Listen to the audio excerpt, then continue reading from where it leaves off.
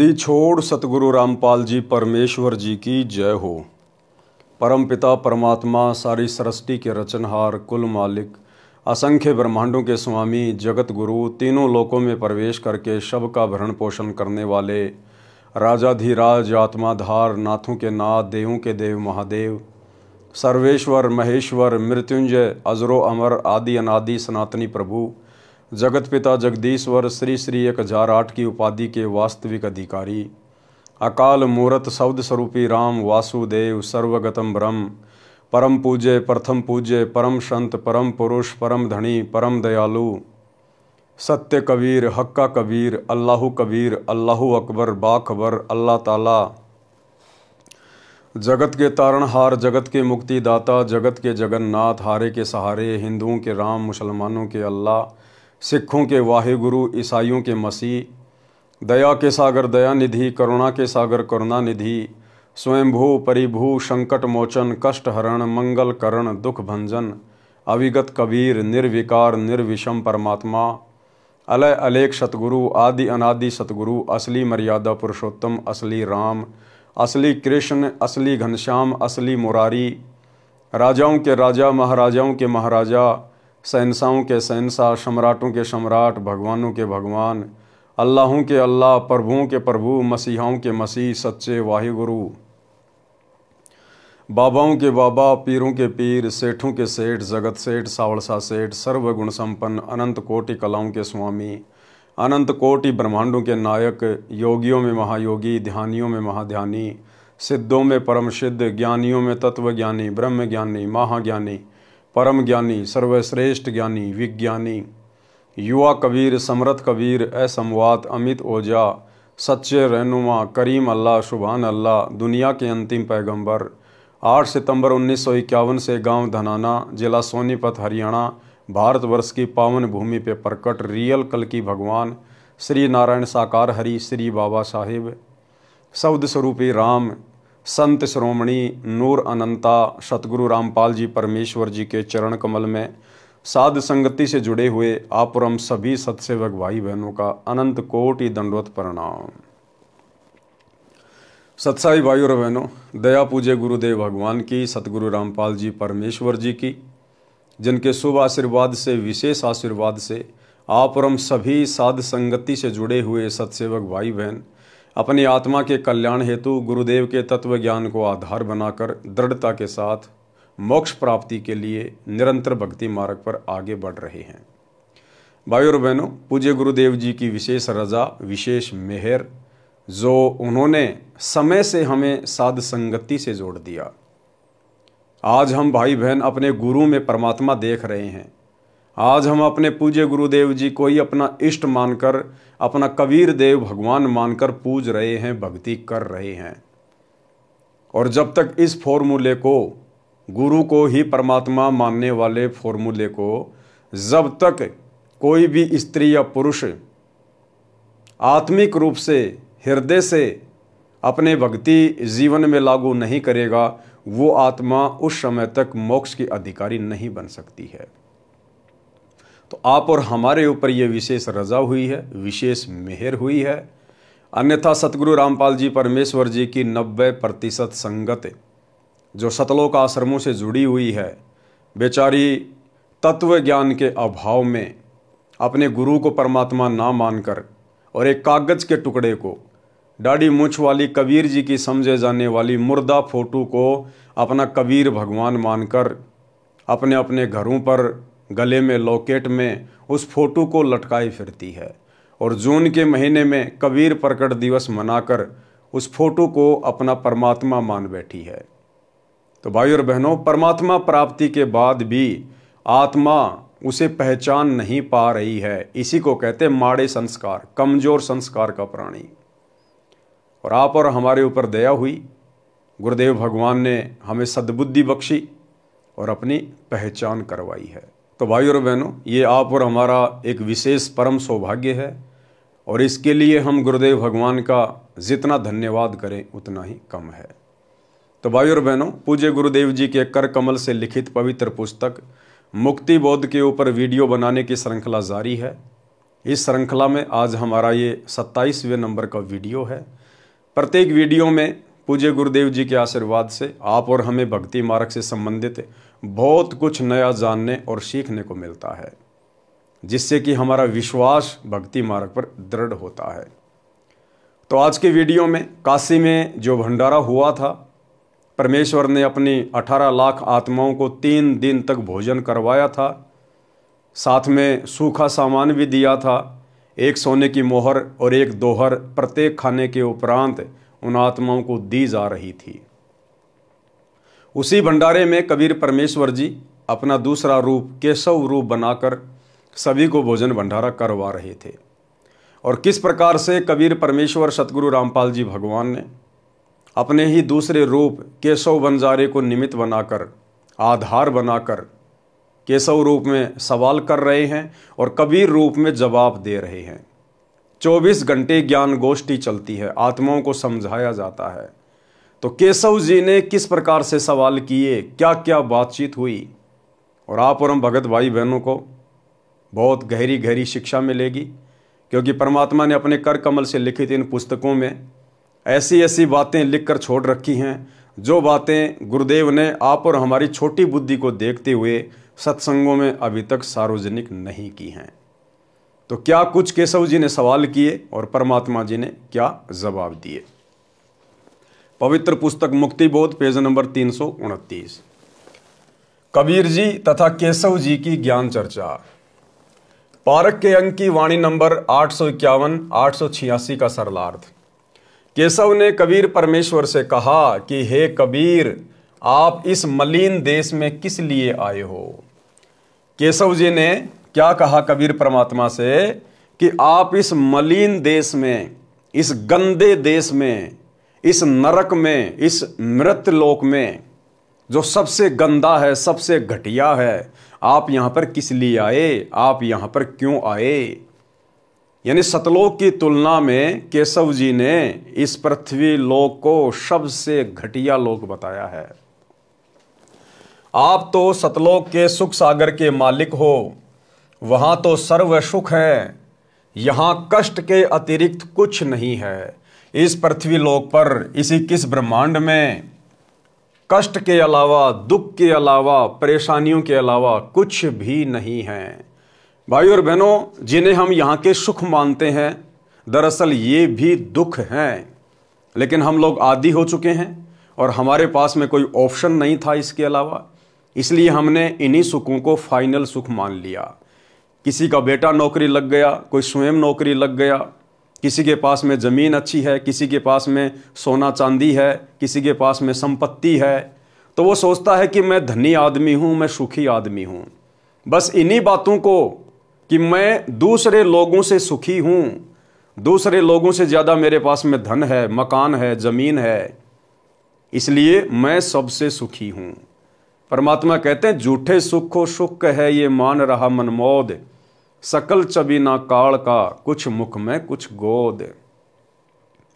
और गुरुदेव भगवान कहते हैं कि आपने केवल सुख का नाम सुना है। सुख की यहां पर छींट भी नहीं है, केवल नाम है सुख। जिस प्रकार मीठा मीठा कहने से मुंह मीठा नहीं होता, लेकिन कोई पागल, कोई अनजान मान ले कि मीठा मीठा कहने से मुझे आनंद आ रहा है, मेरा मुंह मीठा हो रहा है, तो वो केवल बातें बना रहा है।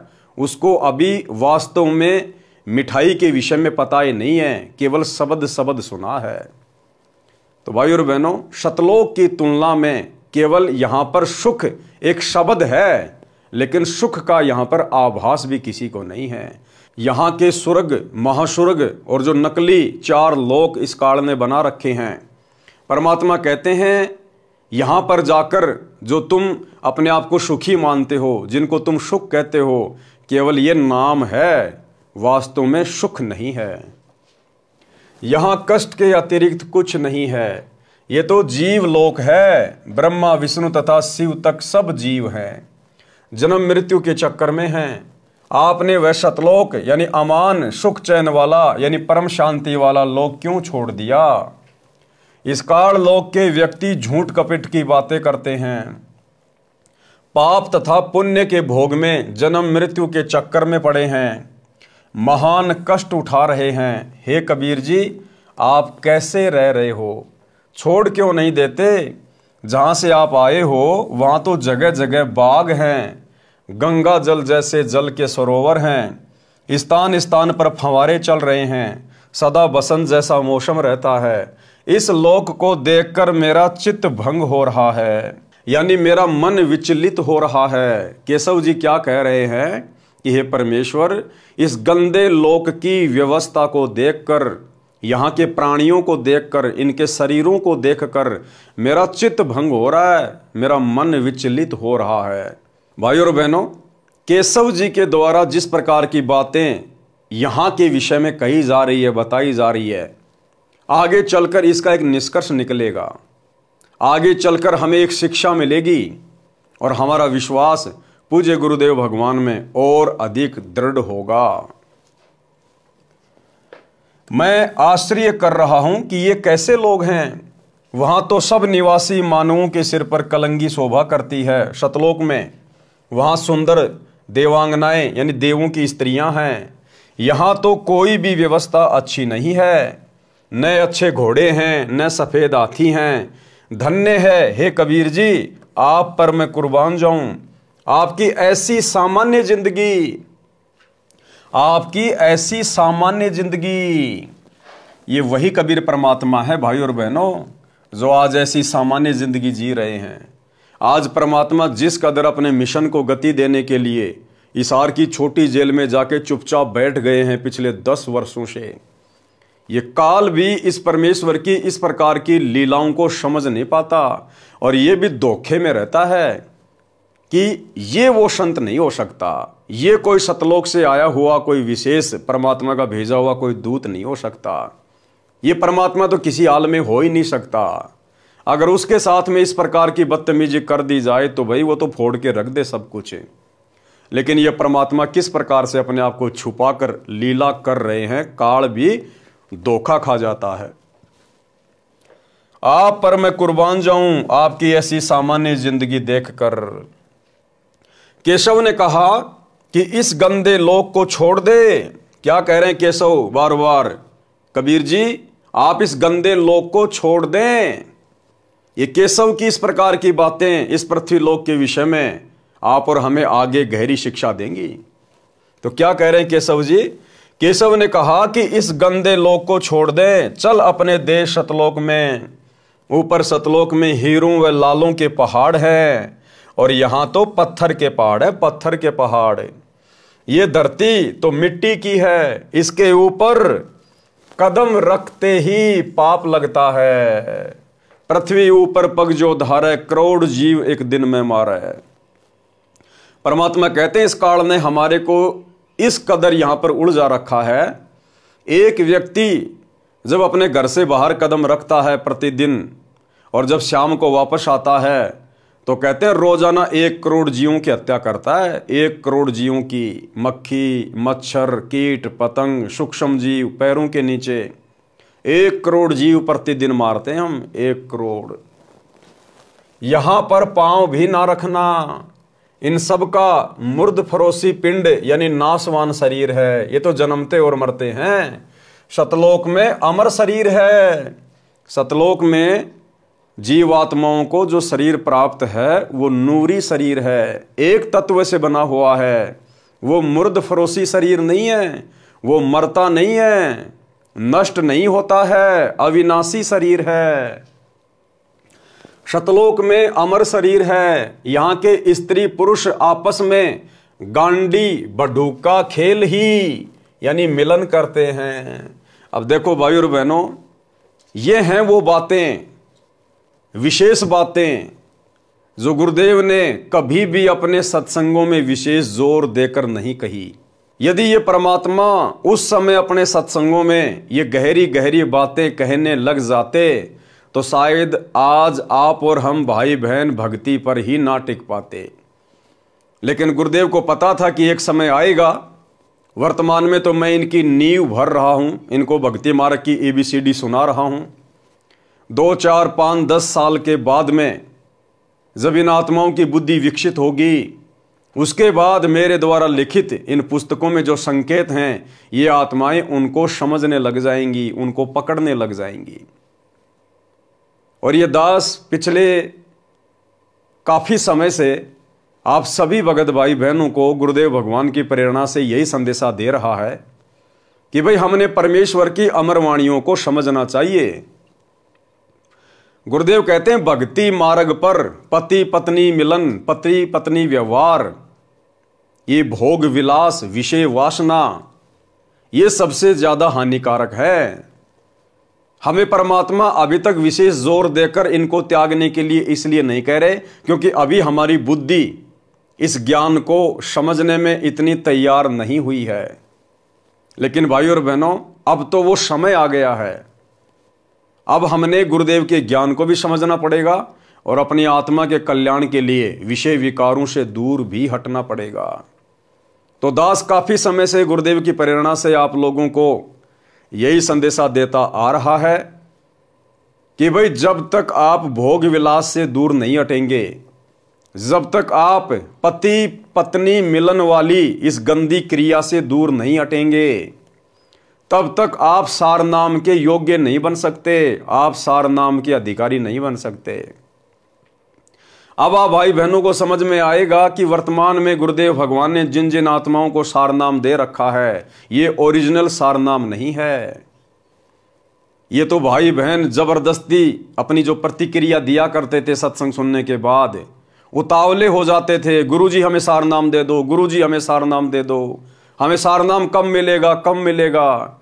तो परमात्मा ने देखा कि ज्ञान को तो ये समझ नहीं रहे और सार नाम लेने की जल्दबाजी कर रहे हैं, क्योंकि परमात्मा ने सार नाम की महत्वता को बार बार सत्संगों में बताया। तो परमेश्वर ने एक नकली बंदूक पकड़ा दी। मालिक को पता था कि अभी ये सार नाम के योग्य नहीं है, क्योंकि परमेश्वर की वाणी है भाई सार नाम हमें कब मिलेगा, जब हम भगत बनेंगे तब मिलेगा ना। खाली नाम लेने मात्र से कोई भगत नहीं बन जाता, कोई सार नाम के योग्य नहीं बन जाता है। सार नाम के लिए सबसे पहले तो हमने भगत बनना पड़ेगा, भगत। और गुरुदेव ने बताया तुम अच्छे सच्चे भगत कब बनोगे। वैसे तो हर कोई अपने आप को भगत ही कहता है, जिसने नाम दीक्षा ले ली, आप 2 मिनट बाद उससे बात करो, वो बोलेगा मैं तो भगत बन गया। लेकिन इस प्रकार से भगत नहीं बनता कोई। परमात्मा कहते हैं भग भोग्या भग उपजय, भग यानी योनि। परमात्मा कहते हैं भग भोग्या भग उपजय, भग से बचा न कोई, और जो कोई भग से बचे भगत कहावे सोई। असल में सतगुरु रामपाल जी परमेश्वर जी का भगत तो वो कहलाएगा जो इस पति पत्नी मिलन से दूर हो जाएगा, जो अपने आप को विषय वासनाओं से दूर कर लेगा। हमें रोज परमात्मा नित्य नियम के माध्यम से जगाते हैं, लेकिन हम ध्यान नहीं देते।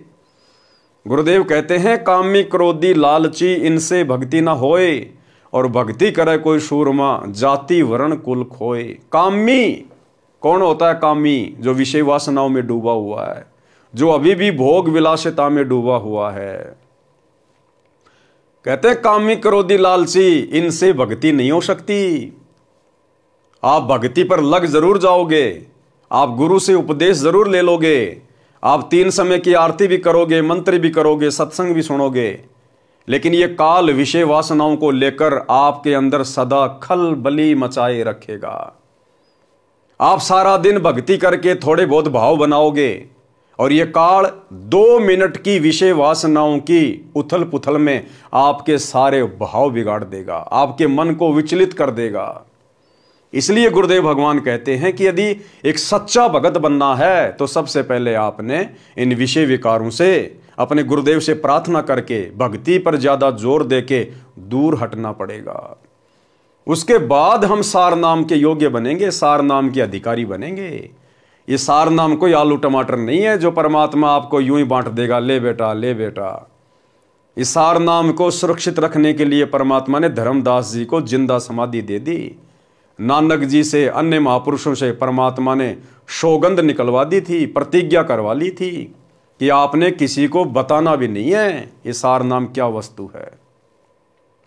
और वर्तमान में गुरुदेव भगवान के जेल जाने के बाद आप देख रहे हैं किस प्रकार से गुरुदेव के कलयुगी परिवार ने, उनके बेटा बेटी भाई बंधु रिश्तेदारों ने, इन आश्रमों में कोऑर्डिनेटरों ने आलू टमाटर की तरह सार नाम को 15-15 हज़ार रुपए के चक्कर में 20-20 हज़ार रुपए के लिए, क्योंकि वर्तमान में पाठ प्रकाश की कीमत 25 हज़ार रुपए कर दी गई है, तो 25-25 हज़ार के लिए, 15-15 हज़ार के लिए किस प्रकार से सार नाम को आलू टमाटर बना दिया गया है।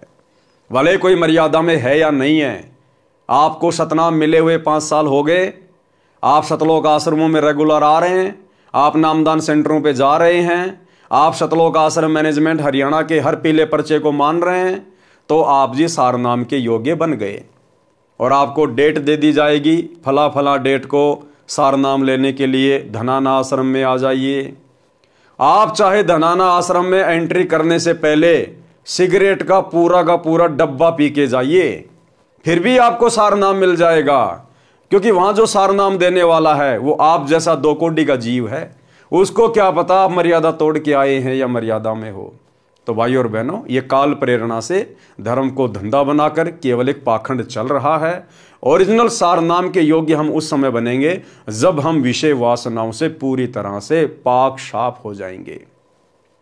तो गुरुदेव भगवान ने क्या कहा है यहां पर, वर्तमान में जो भगत भाई बहन इतना तत्व ज्ञान लेकर भी और विशेषकर सतनाम लेने के बाद भी जो भाई बहन पति पत्नी मिलन में हैं, जो भोग विलास में हैं, जिन्होंने शारीरिक संबंध बनाने नहीं छोड़े हैं, परमात्मा कहते हैं वो तो गांडी बडूका खेल रहे हैं। गांडी बडूका यानी केशव जी ने गाड़ी दी है, गाड़ी। जैसे आप और हम भगत भाई बहन पहले कह दिया करते थे एक दूसरे को ज्ञान के अभाव में, ए गांडू इधर आ। तो गांडू का मतलब क्या होता है, जो अभी उसी वस्तु के पीछे पड़ा हुआ है, जो अभी योनि के चक्कर में पड़ा हुआ है, विषय वासनाओं में सना हुआ है, उसको गांडू कहते थे। और परमात्मा ने उसी चीज को क्या कहा, गांडी बडूका। तो केशव जी क्या कह रहे हैं कि यहां के लोग कितने गंदे हैं, ये कैसे भक्ति करेंगे आपकी, कैसे इनके अंदर आपकी भक्ति प्रवेश करेगी परमात्मा। ये तो गांडी बडूका खेल ही, ये तो गांडी बडूका का खेल खेल रहे हैं। अभी भी इन लोगों को समझ में नहीं आई कि तुमने सतलोक भी जाना है। ये ज्ञान तुम्हें धरती पर कौन दे रहा है, तुम्हारा मनुष्य जीवन प्राप्त करने का टारगेट क्या है, मकसद क्या है, लक्ष्य क्या है। इन लोगों को कुछ भी समझ में नहीं आ रहा परमात्मा। ये तो आपसे इतना ज्ञान लेने के बाद भी गांडी बडूका का खेल खेल रहे हैं, गांडी बडूका का। और उम्मीद कर रहे हैं सतलोक जाने की, सार नाम लेने की। सार नाम तो उस समय देगा परमात्मा जब हम ये गांडी बडूका का खेल खेलना बंद करेंगे। तो क्या कह रहे हैं परमात्मा, यहां के स्त्री पुरुष आपस में, स्त्री और पुरुष आपस में गांडी बडूका खेल ही यानी मिलन करते हैं, मिलन। और इसी को सबसे अच्छा भोग मानते हैं। सतलोक का भोग असंख्य गुणा आनंददायक है। दास ने परमात्मा के मुख कमल से एक सत्संग में सुना था कि पुण्यात्माओं, यहां तुम जो सुख स्त्री पुरुष मिलन में ढूंढते हो, शारीरिक संबंध बनाने में जिस सुख को तुम सुख मानते हो ना, इस असंख्य गुणा सुख सतलोक में है। असंख्य गुणा सुख यानी वहां पर हम इस प्रकार से गांडी बडूका का खेल नहीं खेलते। सतलोक में स्त्री पुरुष वहां पर शारीरिक मिलन नहीं करते, लेकिन वहां पर आपस में जो प्यार प्रेम है पति और पत्नी का, दृष्टि मात्र से, यहां जो हम आनंद महसूस करते हैं झूठा एक बार के शारीरिक मिलन में, परमात्मा कहते हैं वहां पर ऐसा आनंद, ऐसा सुख यहां के गांडी बडूका वाले खेल से करोड़ों गुना अधिक है, करोड़ों गुना अधिक है। और यहां का झूठा सुख तो तुम 1 मिनट ले लोगे, 2 मिनट ले लोगे, और वहां तो अनवरत अखंड सुख है, अखंड। लेकिन भाई और बहनों, वहां का वो अखंड सुख मिलेगा कैसे, जब तक हम यहां के गांडी बडूका वाले खेल से दूर नहीं हटेंगे, इस गंदी विषय वासना वाली इस क्रिया से दूर नहीं हटेंगे। और अब ठीक का समय आ गया है, इसलिए परमात्मा बार बार कबीर सागर के सरलार्थ में और मुक्ति बोध पुस्तक में इस क्रिया से दूर हटने के लिए आप और हमें प्रेरित कर रहे हैं। यानी परमात्मा खुल के नहीं कहना चाहते, लेकिन इस पुस्तक में परमात्मा ने हर प्रकार से लिख दिया है और खुलकर कहने के लिए, समझाने के लिए इस पवन दास नाम के 2 कौड़ी के कुत्ते को खड़ा कर दिया है कि भाई अगर मैं डायरेक्टली कहूंगा तो ये आत्माएं नाराज हो जाएंगी कि लो भाई, अब तो गुरुजी ने स्त्री पुरुष मिलन के लिए भी मना कर दिया है। क्या बच्चों की शादियां नहीं करें? क्या बच्चों की रमेणियां नहीं करें? अरे उन बच्चों की रमेणी करो, उन बच्चों की शादी करो जिनको यहीं पर आजीवन जन्म जन्म ये गांडी बड्ढूका का खेल खेलना है। आप सोच भी कैसे सकते हैं अगर आपको ये ज्ञान समझ में आ गया तो? क्या आप अपने बच्चों को गांडी बड्ढूका वाले खेल में डालना चाहते हैं क्या? यहीं पे गधे कुत्ते बनता हुआ देखना चाहते हैं क्या? जब गुरुदेव ने कह दिया कि कोटि जन्म तू राजा की न्या मिटी न मन की आशा और भिक्षुक होकर दर दर घूम लिया मिला न निर्गुण राशा, कि करोड़ों जन्म तू राजा के प्राप्त कर चुका है। अब राजा को तो हम यहां बहुत ज्यादा सुखी मानते हैं ना, हर प्रकार से वैभवशाली मानते हैं कि राजा से बढ़कर सुख तो किसी को हो ही नहीं सकते। तो करोड़ों बार आप और हम सभी आत्माएं, चाहे कोई 84 में है, चाहे कोई स्त्री पुरुष है, करोड़ों बार हम राजा और रानियां बन चुके हैं और वो सुख जिनको हम सुख मानते हैं वो भोग चुके हैं। क्या आज हमें याद है वो सुख? नहीं याद है ना। तो फिर ये गांडी बड्ढूका वाला खेल खेलते खेलते तुम कितने दिन सुख भोग लोगे? क्या याद रख लोगे तुम उसको? और ये सुख हमें दे क्या देगा फिर अंत में, सिवाय गधा कुत्ता बनाने के, छोड़ने के अलावा? दूसरी बात परमात्मा ने हमें और समझाई कि कोटि शीश तूने दे दिए यमराजा की फेंट, कि भाई आप लोगों ने अपने करोड़ों सिर इस काल को दे दिए। ये तुम्हें झटके से मारता है, ये तुम्हें मुर्गा बना देगा, बकरा बना देगा, भैंस बना देगा, खरगोश बना देगा और फिर तुम्हें कसाई से कटवाएगा तुम्हारे सिर। ये इस प्रकार से तुम्हारे शीश लेता है झटके से, दर्दनाक तरीके से, तड़पा तड़पा कर, और तुमने करोड़ों सिर दे दिए इसको, करोड़ों सिर। और कहते एक शीश दे के देख ले सतगुरु अपने की भेंट। गुरुदेव कह रहे हैं काल को तो तूने करोड़ों शीश दे दिए और इसने तेरी दुर्गति की है, लेकिन एक शीश तू मुझे देखकर देख। और परमात्मा कहते हैं तुम्हारा सिर मैं इसकी तरह से नहीं लूंगा, मैं तुम्हारा सिर कटवाना नहीं चाहता। सिर देने का मतलब है अपने गुरुदेव के चरणों में अपना सब कुछ समर्पित कर देना, अपना तन मन धन अपने गुरुदेव को समर्पित कर देना। गुरुदेव ने हमें जो शिक्षा दी है, जो मर्यादा दी है, जो आज्ञा दी है, उसके अनुसार अपने मन को चलाना, यह है अपने गुरु को शीश देना। यानी जैसा गुरु कहे वैसा हम करें, यह होता गुरु को शीश देना। तो गुरुदेव कहते हैं तूने करोड़ों सिर दे दिए इस काल को, मिला तुझे कुछ नहीं, और अब भी तू काल को ही सिर देने जा रहा था। ये तो मैंने तेरे को पकड़ लिया और तू आधे से ज्यादा जीवन तो जी चुका है। तेरी 15, 20, 25, 30 साल की उम्र बाकी है। अब ये 15, 25, 30 साल का जीवन तो मेरे चरणों में समर्पित कर दे। ये गांडी बड्ढूका वाला खेल खेलना छोड़ दे। मैं तुझे सदा सदा के लिए फिर वो अमर सुख दूंगा। केवल नाम नाम है, वास्तविक वस्तु यहां नहीं है जो तुम्हें सुख दे सके। वो कैसे नहीं है भाई और बहनों, देखो हमने समझना पड़ेगा झूठा सुख कैसे है। अब ये गांडी बड्ढूका का खेल खेलते हैं, स्त्री पुरुष शारीरिक मिलन करते हैं, जब तक वे एक दूसरे से लिपटे रहते हैं, चिपके रहते हैं, तब तक तो उनको लगता है पता नहीं हम क्या अमृतत्व प्राप्त कर रहे हैं। और जैसे ही वो शारीरिक संबंध बनाने से निफराम होते हैं, उनकी आपस में इच्छा भी नहीं करती छूने की, एक दूसरे को हाथ लगाने की।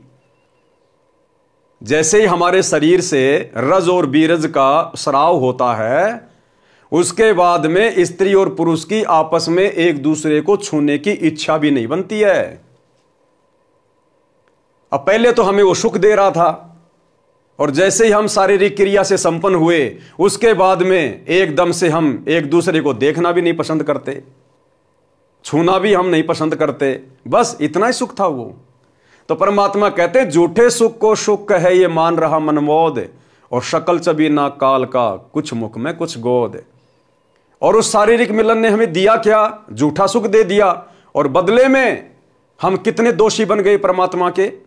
गुरुदेव ने ज्ञान गंगा पुस्तक में लिखा है कि अनावश्यक रूप से भोग विलास करना एक बच्चे की हत्या करने के बराबर है, एक बच्चे की हत्या करने के बराबर।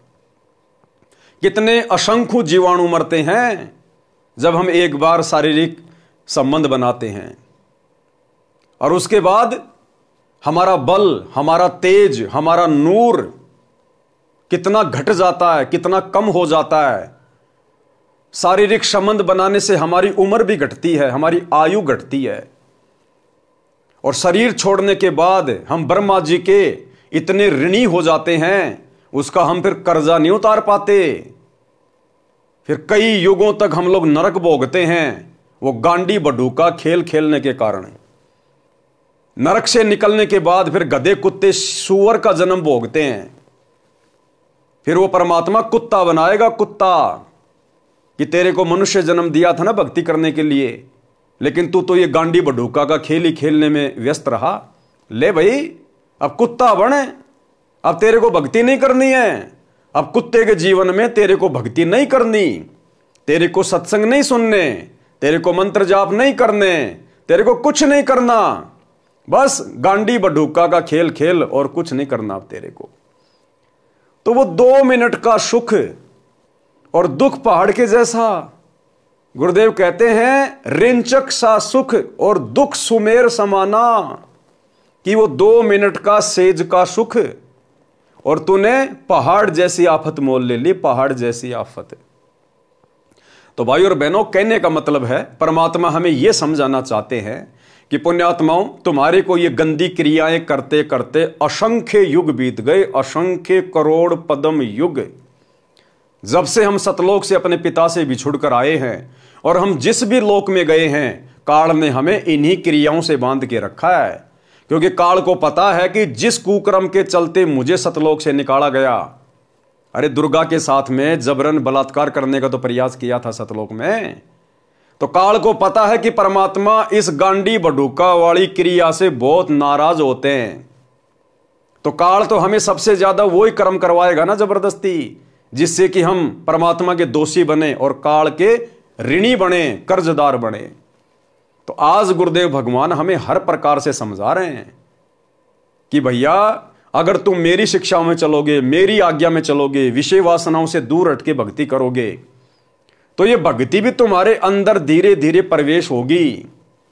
अन्यथा तुमने तो उस मटके में छेद कर लिया, जैसे किसी मटके में नीचे छेद हो रखा है और ऊपर से हम पानी डाल रहे हैं कि मैं अपने परिवार के लिए और मेरे लिए इस मटके में पानी भर रहा हूं, गर्मी में पानी पीऊंगा, ठंडा पानी रहेगा, और नीचे उसमें छेद भी कर रखा है।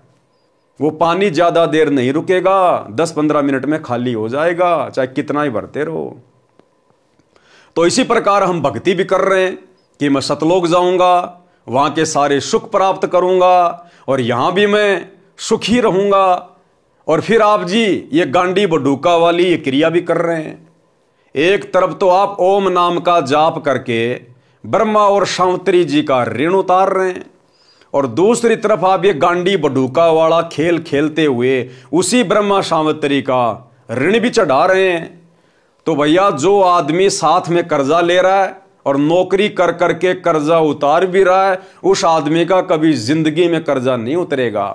अगर कर्जा उतारना है तो सबसे पहले आपने उधार लेना बंद करना पड़ेगा, और धीरे धीरे कमाई करके अगले को देना पड़ेगा, तब जाके आप कर्ज मुक्त होगे।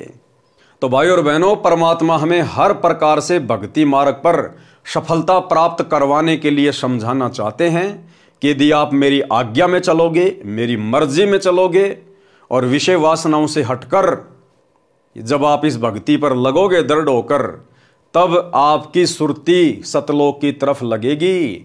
अन्यथा खाली सत्संग तुम सुनते रहो, शब्द सुनते रहो हैं, और सुरती तुम्हारी कभी 7 जन्म में भी लगनी नहीं है परमात्मा में। तो केशव जी यहां पर यही बात कह रहे हैं कि परमात्मा सतलोक में तो अमर शरीर है, अविनाशी शरीर है, और यहां के स्त्री पुरुष ये तो गांडी बडू का खेल ही, आपस में मिलन करते हैं, मिलन।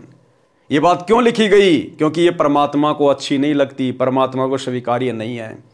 अरे केशव रूप में कौन था? खुद कबीर परमात्मा ही है ना, सतगुरु रामपाल जी भगवान, खुद केशव कबीर भगवान ही है ना। तो भगवान ही तो कह रहे हैं, केशव कह रहे हैं, समझिए कबीर परमात्मा कह रहे हैं। तो परमात्मा तो इस क्रिया से बहुत नाराज हैं, इस क्रिया को तो परमात्मा गलत बता रहे हैं। तो हमारे भगवान जिस क्रिया के करने से खुश नहीं है, उस क्रिया को खुशी खुशी करके आप और हम कैसे अपने भगवान को खुश कर सकते हैं? 7 जन्म में नहीं कर सकते। तो भाई और बहनों, समझदार को तो संकेत ये काफी है कि आपने यदि इसी जन्म में शतलोक प्राप्त करना है, पूर्ण मोक्ष प्राप्त करना है और शतलोक के योग्य बनना है, सारनाम के योग्य बनना है, तो आपने किन किन क्रियाओं से अपने आप को दूर करना पड़ेगा। यहां के स्त्री पुरुष आपस में गांडी बडूका खेल ही, यानी मिलन करते हैं, सेक्स करते हैं, और इसी को सबसे अच्छा भोग मानते हैं। सतलोक का भोग असंख्य गुणा आनंददायक है। सब मानव यानी स्त्री पुरुष के शरीर में नरक भरा है, नसों में रुधिर भरा यानी खून भरा हुआ है, थूक भरा है, बिष्टा यानी टट्टी भरा हुआ है। ये दिन रात इसी नरक में भरे शरीर में मस्त रहते हैं। फिर कुत्ते गधे बनते हैं, यमदूत इनके ऊपर घात मारने के लिए छुपकर दांव लगाए रहता है। इस काल लोक की पृथ्वी की 100 योजन यानी 1 योजन 12 किलोमीटर के समान होता है, यानी 1200 किलोमीटर ऊपर तक दुर्गंध जाती है।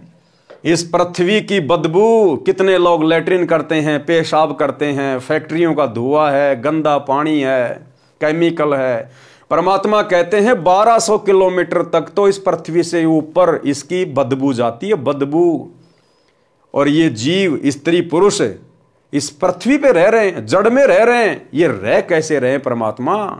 केशव जी सोच सोचकर चिंतित हो रहे हैं कि परमात्मा ये इंसान यहां पर रह कैसे रहे हैं। हे कबीर जी, ये सब अहंकारी जीव हैं, इनको कैसा ज्ञान और ध्यान बताया जा सकता है? ये कैसे भक्ति करेंगे?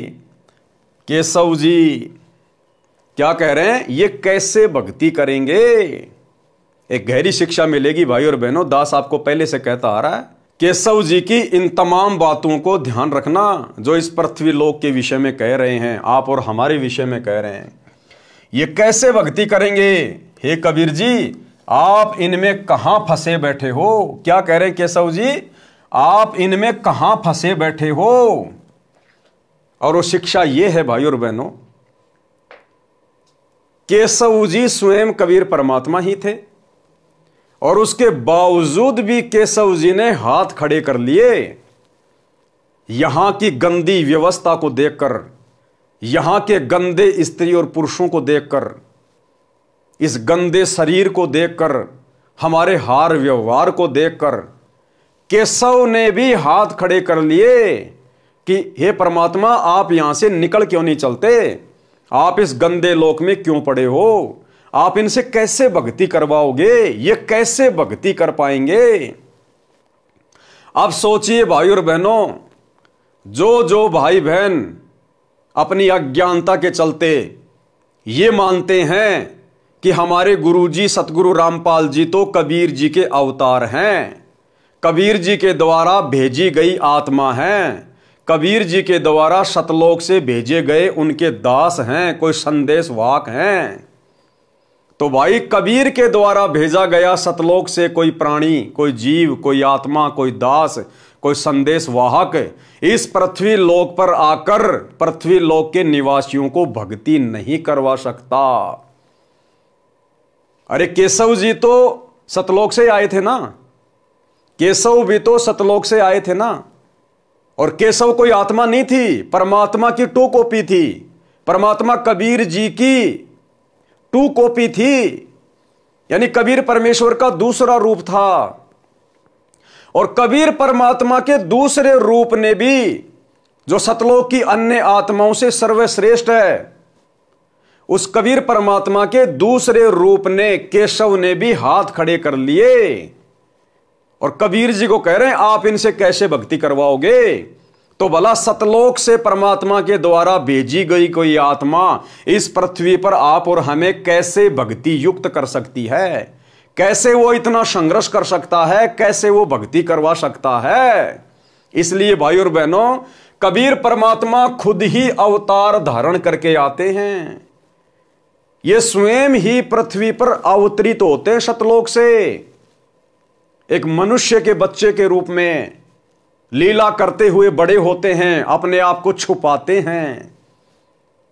सतलोक से भेजी गई कोई आत्मा इस 21 ब्रह्मांड से, काल के जाल से जीव आत्माओं को मुक्त करवाकर नहीं लेकर जा सकती।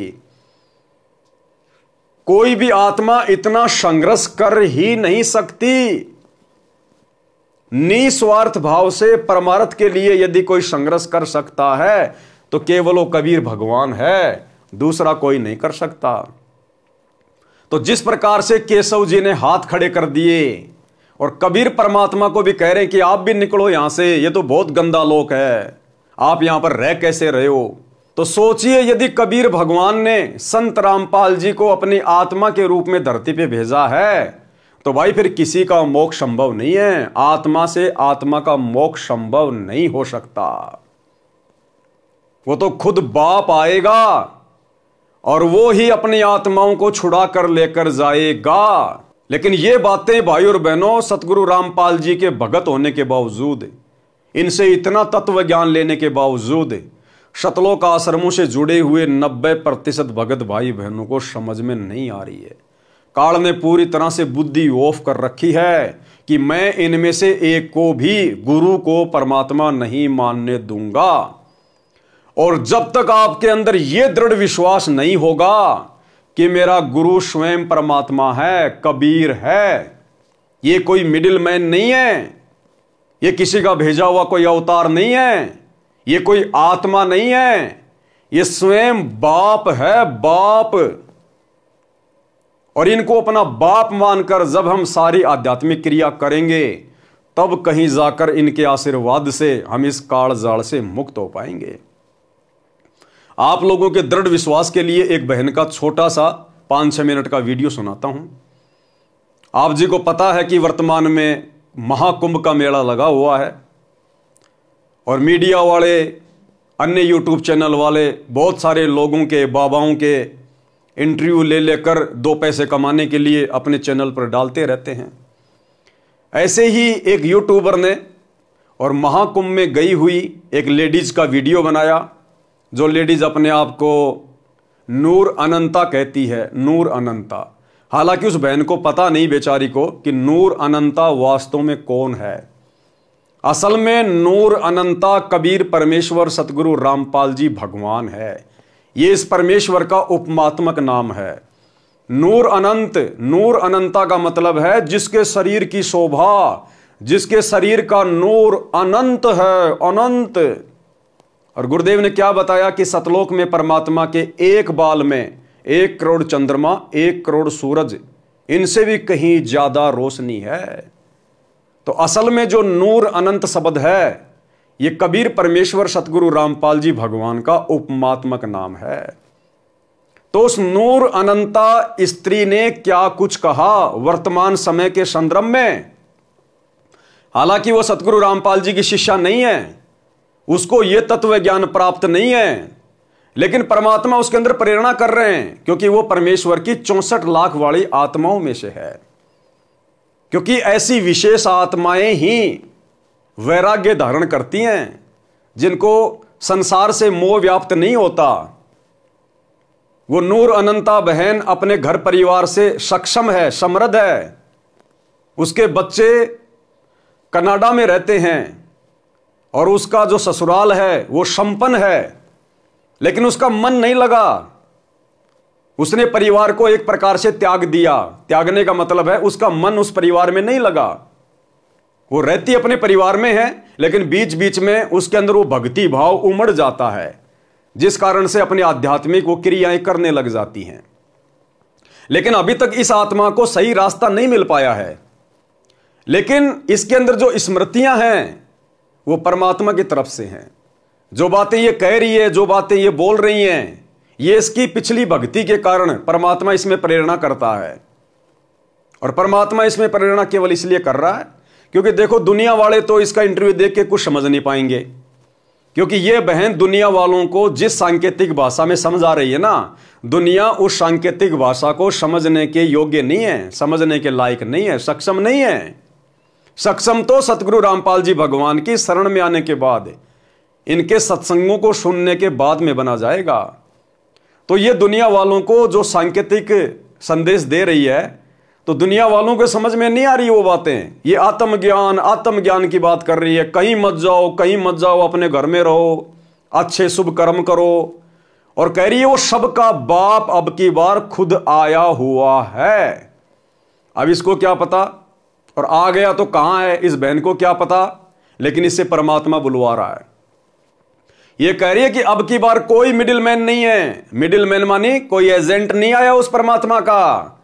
अब की बार उस परमात्मा का कोई मिडिलमैन नहीं है, कोई एजेंट नहीं है। सतलोक से कोई दलाल नहीं आया, कोई एजेंट नहीं आया परमात्मा का, कोई संदेशवाहक नहीं आया। कहते अब की बार तो वो बाप खुद ही आया है, और ये बाप भाई सबके सामने रहा। ये है वो बाप जिसे आने वाले समय में पूरी दुनिया जानेगी, पहचानेगी, नतमस्तक होगी। ये है वो कल की भगवान जिसके बारे में सांकेतिक भाषा में वो नूर अनंता बहन बार बार अपने वीडियो में जिक्र करती है। इसलिए दास कहता है आप और हम भगत भाई बहनों का, विशेषकर साध संगति से जुड़े हुए भाई बहनों का परम सौभाग्य कि आज परमेश्वर ने आप और हमारा इतना ज्ञान योग खोल दिया, आप और हमारी इतनी ज्ञान वाली आंखें खोल दी हैं कि हम किसी के भी संकेत को तुरंत समझ जाते हैं, तुरंत। और मात्र संकेत समझने से बात नहीं बनती। इस प्रकार के वीडियो देखकर संकेत तो शतलोक आश्रमों से जुड़े हुए भाई बहन भी समझ रहे हैं, लेकिन जब तक आप अपने गुरु को परमात्मा नहीं मानोगे, बापों का बाप नहीं मानोगे, तब तक आप इन वीडियो को सुनकर देख भी कुछ प्राप्त नहीं कर सकते। तो आप और हम गुरुदेव के आशीर्वाद से संकेतों को भी समझ रहे हैं, और हम असल में गुरु को परमात्मा मानकर आध्यात्मिक क्रियाएं भी कर रहे हैं। और जब तक हम इस प्रकार से भक्ति मार्ग पर नहीं चलेंगे, हम कुछ भी हासिल नहीं कर सकते हैं। तो क्या कुछ कह रही है ये नूर अनंता बहन, परमात्मा के आशीर्वाद से। दास बीच बीच में विश्लेषण करता रहेगा, ध्यान से सुनिए। नमस्कार, आप देख रहे हैं पीजी न्यूज। मैं प्रवीण आप सभी का बहुत बहुत स्वागत करता हूं। मित्रों, अभी हम लोग काशी में हैं और आपको बता दें कि हमारे साथ आप जिन्हें देख रहे हैं हो सकता है कि मुझे लग रहा है कि आप सभी अब पहचान गए होंगे कि नूर अनंत माता जी हैं। और आपको बता दें कि माता जी महाकुंभ को लेकर कई ऐसी भविष्यवाणियाँ की थी जो कि वीडियो जो है वो इंटरनेट पे पड़ी और इंटरनेट पर लोगों ने खूब प्यार दिया, आशीर्वाद दिया। और आपको बता दें कि माँ ने जो भी बातें बताई थी कुंभ में खड़ी होके गंगा जी के किनारे, वो सारी बातें जो है आज सत्य हो गई। माता जी ने कहा था कि अब की बार महाकुंभ में कुछ अलग होने वाला है। कुछ अलग का संकेत जो था वो वही था कि कुछ इस प्रकार की बातें होंगी जिनकी चर्चा पूरी दुनिया में होगी, और सही बात वही हुआ। माता जी का और साफ तौर से एक कहना था कि इसमें वही लोग बचेंगे जो पुण्य का काम कर रहा है और जो अच्छा कर्म कर रहा है, वही लोग बचेंगे, नहीं तो कुछ न कुछ तो ज़रूर होगा। और ऐसे में अगर बात करें तो महाकुंभ में 2 बार आगजनी की घटनाएं हुई, और अगर बात करें तो भगदड़ हुई, और भगदड़ में हम बात करें कई लोग जो है अपने को खो दिया। अब वो इस दुनिया में नहीं है। सरकार के जो आंकड़े हैं वो 30 का आंकड़ा है, लेकिन अगर हम दैनिक भास्कर की रिपोर्ट की बात करें तो दैनिक भास्कर जो है वो 1500 का रिपोर्ट बता रही है। अब आखिरकार क्या कुछ सच्चाई है इस पे तो हम नहीं बात कर सकते हैं, लेकिन फिलहाल हम अगर बात करें तो आगे को लेकर क्या कुछ चल रहा है माता जी के मन में, ये तमाम सवाल हमारे मन में हैं और वो हम माता जी से बातचीत कर सकते हैं। माता जी, एक बार फिर से आपका पीजी न्यूज़ चैनल में बहुत बहुत स्वागत है। हर हर महादेव, घर घर महादेव। अभी माता जी आप काशी में हैं और जो कुछ हुआ महाकुंभ में सब आपने टीवी के माध्यम से, और हमें लगता है कि आपने सब कुछ देखा। अभी क्या महसूस कर रहे हैं? आप काशी में हैं और इस समय क्या कुछ महसूस कर रही हैं? देखिए, ये तो अभी आप लोगों को पता चल गया होगा कि जो भी बता रहे थे वो सब चीज़ें वैसे ही सामने आ रही है। क्या होता है कि है तो बहुत कुछ, लेकिन बहुत चीज़ें ऐसी गुप्त होती है जो हम लोग खुलकर नहीं रख सकते हैं। बहुत सारी ऐसी क्रियाएं होती है जो उस तरह से मतलब प्रेजेंट नहीं की जा सकती जी। अब देखिए, ये जो कुंभ है, देख रहे होंगे कि मतलब ये वैसे भी इतिहास में इतनी गैदरिंग जो है अब सबको पता चल गया कि पहली और ये है आखिरी। हाँ। सिर्फ गैदरिंग पहली नहीं है। हाँ। कि आगे ये है भी आखिरी, ये आखिरी। अच्छा, इसके बाद अगर हम बात करें माता जी, तो इतना ये नूर अनंता बहन कह रही है कि जिस प्रकार से आपने कुंभ में जो भीड़ देखी है, जो गैदरिंग देखी है, ये आखिरी गैदरिंग है, ये आखिरी भीड़ है। इसके बाद दुनिया में कभी भी इस प्रकार की भीड़ आपको देखने को नहीं मिलेगी। बिल्कुल सत्य बात है भाई और बहनों। देखो, आने वाले समय में आप और हम भगत भाई बहनों को तो पता ही है कि पूरी दुनिया में यदि भक्ति चलेगी तो सतगुरु रामपाल जी की चलेगी। इस पूरी पृथ्वी पर केवल एक ही ज्ञान रह जाएगा, सतगुरु रामपाल जी का तत्व ज्ञान। सतगुरु रामपाल जी परमेश्वर जी के सानिध्य में, उनकी देख रेख में पूरे विश्व की जो सरकारें हैं वो संचालित होंगी। यानी जो रिमोट कंट्रोल होगा पूरी दुनिया का, वो गुरुदेव भगवान के हाथ में होगा। और आने वाले समय में जब पूरा विश्व इनकी भक्ति करेगा, सब इनकी शरण में होंगे। कटनी और छटनी के बाद, 2028 युग परिवर्तन के बाद जितनी अच्छी आत्माएं पृथ्वी पर बचेंगी, वे सभी आत्माएं केवल भक्ति करेंगी, जो कई करोड़ों की संख्या में होंगी। लेकिन उस समय भी गैदरिंग नहीं होगी कभी भी। अब बहुत सारे भगत भाई बहन जो सतलोक आश्रमों से जुड़े हुए हैं, उनके मन में तो यही खरपतवार चलती रहती है। वो तो यही सोच रहे हैं कि आने वाले समय में धनाना आश्रम में धनाना आश्रम को और बड़ा कर दिया जाएगा और पूरी दुनिया के लोग धनाना आश्रम में सत्संग सुनने आएंगे, करोड़ों लोग एक जगह बैठ के सत्संग सुनेंगे। नहीं, ये जो भविष्यवाणी ये बहन कर रही है ना, ये परमात्मा की विशेष प्रेरणा से कर रही है। ये लास्ट भीड़ थी कुंभ के मेले में। आने वाले समय में कोई कुंभ वाम्भ नहीं होना। अब ओलिया जितना होना था उतना। अब तो लोगों का घरों से बाहर निकलना मुश्किल हो जाएगा और आगे भी कभी भीड़ नहीं होगी। सतगुरु रामपाल जी परमेश्वर जी की भक्ति जब पूरे विश्व में शुरू हो जाएगी तो उस समय भी कभी आपको इतने लोगों की भीड़ देखने को नहीं मिलेगी। परमात्मा भीड़ इकट्ठा नहीं करेगा। ये कलयुग की बिचली पीढ़ी का समय है। परमात्मा ने घर घर में टीवी लगवा दिए, घर घर में हर एक के हाथ में परमात्मा ने मोबाइल दे दिया, हर एक के हाथ में। परमात्मा भीड़ इकट्ठा करके सत्संग नहीं करेगा। अपने अपने घरों पे बैठो, ज्ञान दे दिया गया है। मर्यादा में रह के भक्ति करोगे तो परमात्मा साथ रहेगा, चाहे अमेरिका रहो, चाहे इंग्लैंड रहो, चाहे भारत में रहो। बकवाद करोगे तो झटका लगेगा, चाहे कहीं भी छुप के बकवाद कर लेना, इस परमात्मा की नजरों से नहीं बच पाओगे। तो आने वाले समय में सत्संग सुनने के लिए परमात्मा भक्तों की भीड़ जमा नहीं करेगा। परमात्मा ने घर घर टीवी दे दिए, घर घर मोबाइल दे दिए। आपस में भाई बहन ज्ञान चर्चा करो, क्योंकि गांव के गांव भगत होंगे, नगर के नगर भगत होंगे। और जब हर जगह भगत होंगे तो भगतों को आपस में इकट्ठा होने की जरूरत कहां है। वर्तमान में भगतों की संख्या कम है और गुरुदेव ने ज्ञान की शुरुआत की है, इसलिए भक्तों को परमात्मा एक जगह इकट्ठा किया करते थे आश्रम में, उनको ज्ञान समझाने के लिए, भक्ति पर दृढ़ करने के लिए। जब आने वाले समय में घर घर में परमात्मा का ज्ञान होगा, गांव गांव में परमात्मा के भगत होंगे, तो फिर उन भगतों को आपस में मिलने के लिए किसी एक आश्रम में इकट्ठा होने की जरूरत नहीं पड़ेगी। सत्संग सुनने के लिए भक्तों को आश्रम में इकट्ठा होने की जरूरत नहीं पड़ेगी। जैसे वर्तमान में आप देख रहे हैं, हिसार जेल से परमात्मा अपने विशेष संदेश भेज रहे हैं। क्या परमात्मा भक्तों को इकट्ठा कर रहे हैं? नहीं, ये सोशल मीडिया दे दी परमात्मा ने। यूट्यूब पर डालो और लाखों भगत अपना सुनो। और गुरुदेव ने भी एक सत्संग में स्पष्ट कर दिया कि परमात्मा ने घर घर में आश्रम बना दिए, घर घर में आश्रम। और गुरुदेव कह रहे हैं कि 4-5 लाख लोगों को हम किसी आश्रम में इकट्ठा करके भी सत्संग नहीं सुना सकते। और अब यूट्यूब पर, सोशल मीडिया पर 5-5 लाख बच्चे एक ही दिन में सत्संग सुन रहे हैं। बच्चों, वो ठीक का दिन आ गए। चारों तरफ डंका बोल गया दाता का।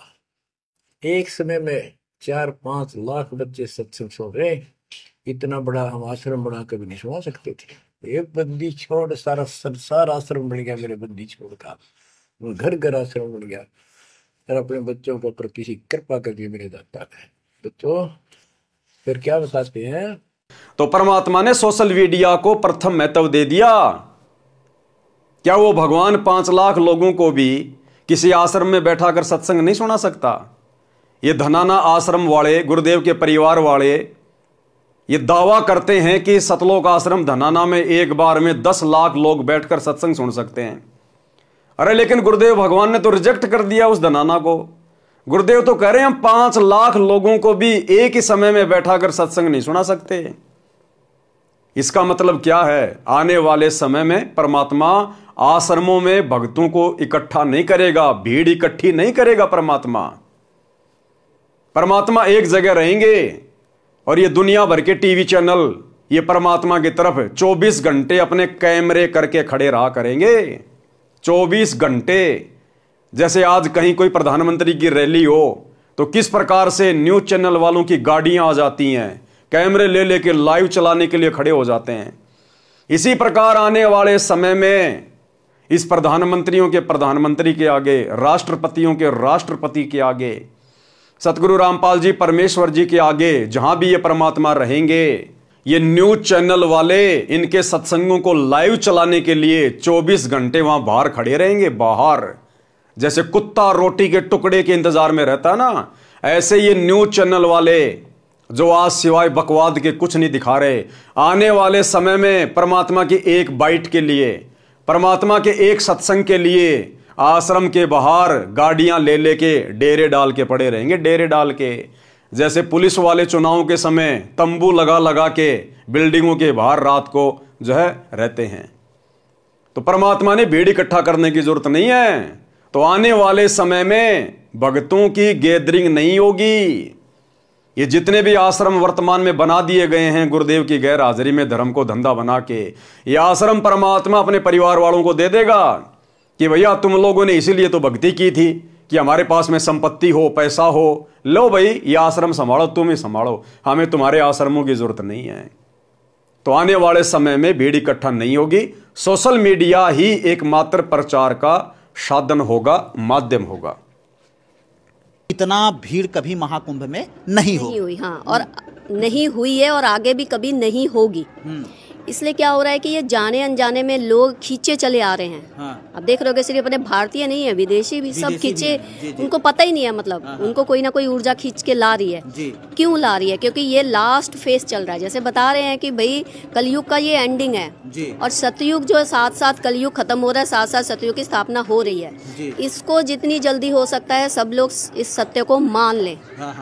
क्योंकि अब बहुत लोग हैं ना ऐसे ही बोल रहे हैं कि ये ऐसे ही ये झूठ है, ये लोगों को डराने के लिए ऐसे बोल रहे हैं। नहीं भाई, हमें क्या जरूरत पड़ी है किसी को डराने की ना। जी बहुत सारे लोगों ने ये कमेंट किया माता जी, लेकिन बहुत सारे लोग जो है आपके बारे में पॉजिटिव कमेंट किए कि माता जी ने जो भी बातें की थी सारी बातें जो है वो सत्य निकल गए और माता जी का एक बार फिर से इंटरव्यू आना चाहिए और हम लोग आगे अपने जीवन को किस प्रकार से यापन करें, ये तमाम लोग जो है वो जानना चाहते हैं। अच्छा, एक माता जी एक बड़ा सवाल ये है कि आखिरकार महाकुंभ की तरफ जब लोगों का आवागमन शुरू हुआ, लोगों के दिमाग में क्या कुछ बातें चल रही थी कि सब लोग, अगर हम बात करें खींच कर जो है वो महाकुंभ की तरफ आना शुरू हो गए? वो डर ऑटोमेटिकली लोगों को एक डर है जो खींच के ला रहा है। क्योंकि हर इंसान को अपने आप में सब कुछ पता होता है। अब जैसे मैं, आप हो ना, आपको आप क्या हो जे आपसे बेहतर आप जब वो परमात्मा जानता होगा, सिर्फ 2 इंसान जानते हैं। तो आपका वो डर आपको कुंभ में लाएगा डुबकी देने के लिए। लेकिन बात ये है कि भाई डुबकी देने से कुछ नहीं होगा। हर इंसान को इस बार पता है कि हमने क्या कोई बुरे कर्म करे हैं, क्या हमने अच्छे कर्म करे हैं। वो अंदर ही अंदर कोई ना भय एक उनको यहाँ पर खींच के ला रहा है। चाहे वो बड़ी बड़ी सेलिब्रिटीज, कोई भी, आप देख रहे हो किस तरह के लोग आ रहे हैं ना। आगे ध्यान से सुनना वीडियो भाई और बहनों। तो ये एक डर है क्योंकि कहीं ना कहीं वो जो ऊर्जा है, वो जिसको हम बता रहे हैं कि भाई वो धरती पर आ चुका है। इस बार खुद, मतलब वो जो बाप जी है ना, वो खुद आए हैं। इस बार कोई मिडिल मैन नहीं है। जैसे हम पहले ही बताए हैं कि भाई, क्या कह रही है बहन? इस बार वो बाप जी, वो बाप कौन? सारी सृष्टि का मालिक, सबको रचने वाला, सर्वद्रष्टा, सर्वसृष्टा, अंतर्यामी, नूर अनंत परमात्मा। तो ये बहन कह रही है इस बार वो बाप जी खुद आया, खुद। अरे धिक्कार है शतलोक आश्रमों से जुड़ी हुई 90% संगत को, और गुरुदेव के कलयुगी काल प्रेरित बेटा बेटी भाई बंधु रिश्तेदारों को, इन कोऑर्डिनेटरों को। ये जगत वाली बहन है जिसको ना सतगुरु की शरण प्राप्त है, ना जिसको असली आध्यात्मिक ज्ञान प्राप्त है, ना जिसको भक्ति मार्ग प्राप्त है, ना जिसने कभी सतगुरु के सत्संग सुने, और ये भी उस चीज को महसूस कर रही है अपनी कॉमन सेंस से कि अब की बार वो बाप जी खुद आया हुआ, खुद, कोई मिडिल मैन नहीं। मिडिल मैन मानी उसने किसी अवतार को नहीं भेजा, उसने सतलोक से किसी आत्मा को नहीं भेजा। जैसे आप आश्रम वाले भाई बहन अपने गुरुजी को एक आत्मा मान रहे हैं, एक मानुष मान रहे हैं, एक जीव मान रहे हैं कि कबीर जी ने हमारे गुरुजी को भेजा है, हमारे गुरुजी कबीर जी के अवतार हैं, हमारे गुरुजी तो कबीर जी के संदेश वाहक हैं।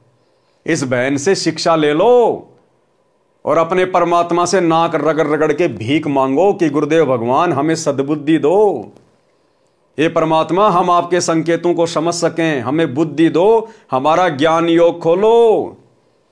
अरे नित्य नियम करते समय पुस्तक को हाथ में लेके किया करो, परमात्मा के आगे खड़े होके, तब जाकर तुम्हारा ज्ञान योग खुलेगा।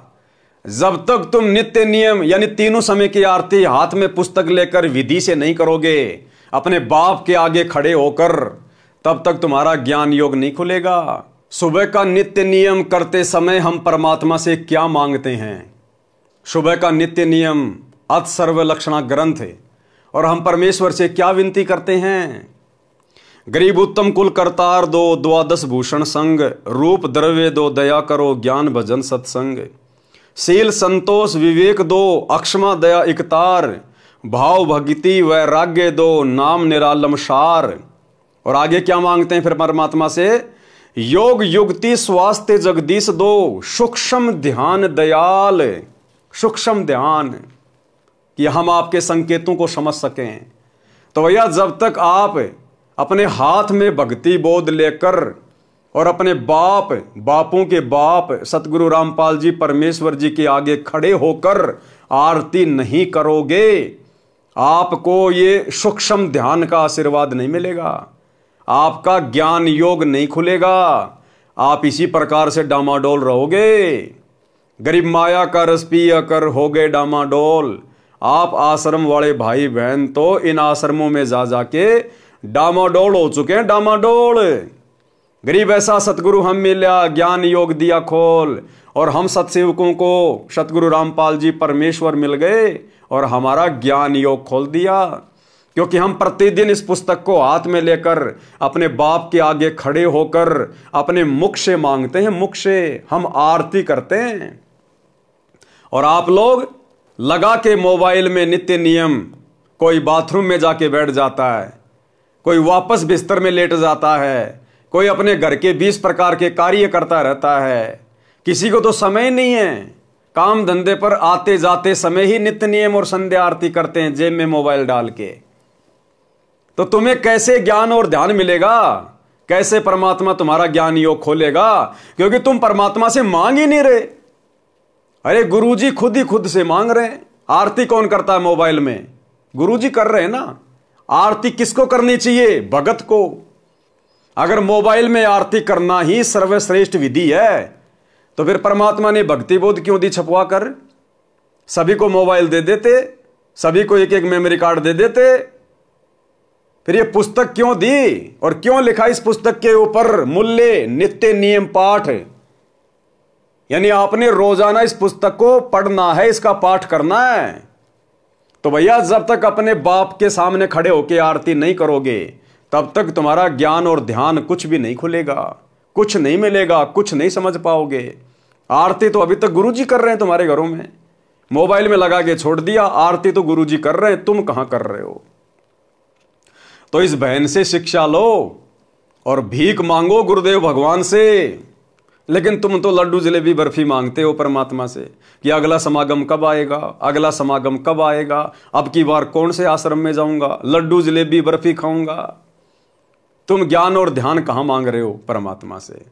तो क्या कह रही है बहन कि अब की बार कोई मिडिल मैन नहीं है, वो बापों का बाप, वो बाप जी खुद धरती पे आया हुआ है, और वो बाप जी है सतगुरु रामपाल जी। सतगुरु रामपाल जी सबका बाप जी। तो इस बहन से शिक्षा ले लो, बहन क्या कह रही है। तो ये एक डर है, क्योंकि कहीं ना कहीं वो जो ऊर्जा है, वो जिसको हम बता रहे हैं कि भाई वो धरती पर आ चुका है इस बार खुद, मतलब वो जो बाप जी है ना वो खुद आए हैं इस बार, कोई मिडिल मैन नहीं है। जैसे हम पहले ही बताए हैं कि भाई ये गुरु, ये सब जो परंपरा चल रही है ना, आश्रमों की, ये अखाड़े की, ये दीक्षा देने की, ये सब चीजें खत्म हो गई हैं, इसको मान लीजिए। मतलब देर हो जाए, पहले ही बहुत देर हो गई है, अब मान लीजिए यही सत्य है। ध्यान से सुनना।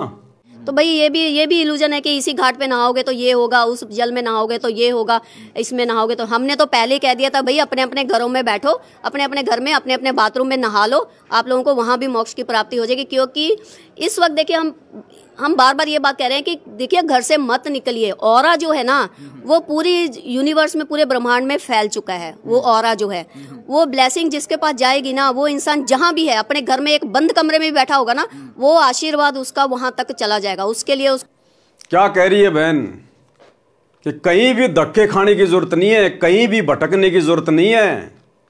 वो ओरा यानी वो शक्ति, वो प्रभाव उस बाप जी का, उस परम शक्ति का, सतगुरु रामपाल जी भगवान का इस ब्रह्मांड में चारों तरफ फैल चुका है। और जिसने जैसे कर्म किए होंगे उनको घर बैठे वैसा ही परिणाम मिलेगा। कहीं भटकने की जरूरत नहीं है, धक्के खाने की जरूरत नहीं है। आप और हम संगत वालों के लिए ये विशेष भविष्यवाणी है। 2014 बरवाला कांड, परमात्मा हिसार जेल में जाके बैठ गए। उसके बाद में संगत ने आश्रमों में धक्के नहीं खाने थे, और ना वर्तमान में धक्के खाने चाहिए, ना कहीं पर संगत ने भटकना चाहिए। अगर कुछ करना चाहिए तो मर्यादा में रह के भक्ति, जो 90% संगत नहीं कर रही है। आश्रमों में जाकर केवल आपने मर्यादा तोड़वाई है, भक्ति नहीं बनाई। तो क्या कह रही है बहन कि उस परम शक्ति का जो ओरा है, जो ब्लेसिंग है, जो आशीर्वाद है, वो पूरे ब्रह्मांड में फैला हुआ है, लेकिन मिलेगा उसी को जो मर्यादा में है, जो मर्यादा में है, जो गुरु को इष्ट मानता है, जिनका कनेक्शन अपने गुरु से जुड़ा हुआ है, जिसका नाम खंड नहीं है, जिसकी मर्यादा खंडित नहीं है। वो ब्लेसिंग ऑटोमेटिक उस भगत के पास जाएगी हिसार जेल से। वो चाहे इंग्लैंड में बैठा हो, चाहे जापान में बैठा हो, चाहे हिंदुस्तान में बैठा हो, उसको आश्रमों में धक्के खाने की जरूरत नहीं है।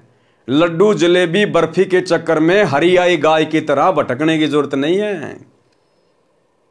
यदि कोई भी भगत अपने घर पर बैठकर, यानी अपने घर पे रहकर, अपने गुरुजी की गैर हाजिरी में, जैसे वर्तमान में, और यदि वो मर्यादा में है, भक्ति कर रहा है, अपनी 5 यज्ञ कर रहा है, तो उस भगत के पास गुरुजी का आशीर्वाद वहीं पे पहुंच जाएगा।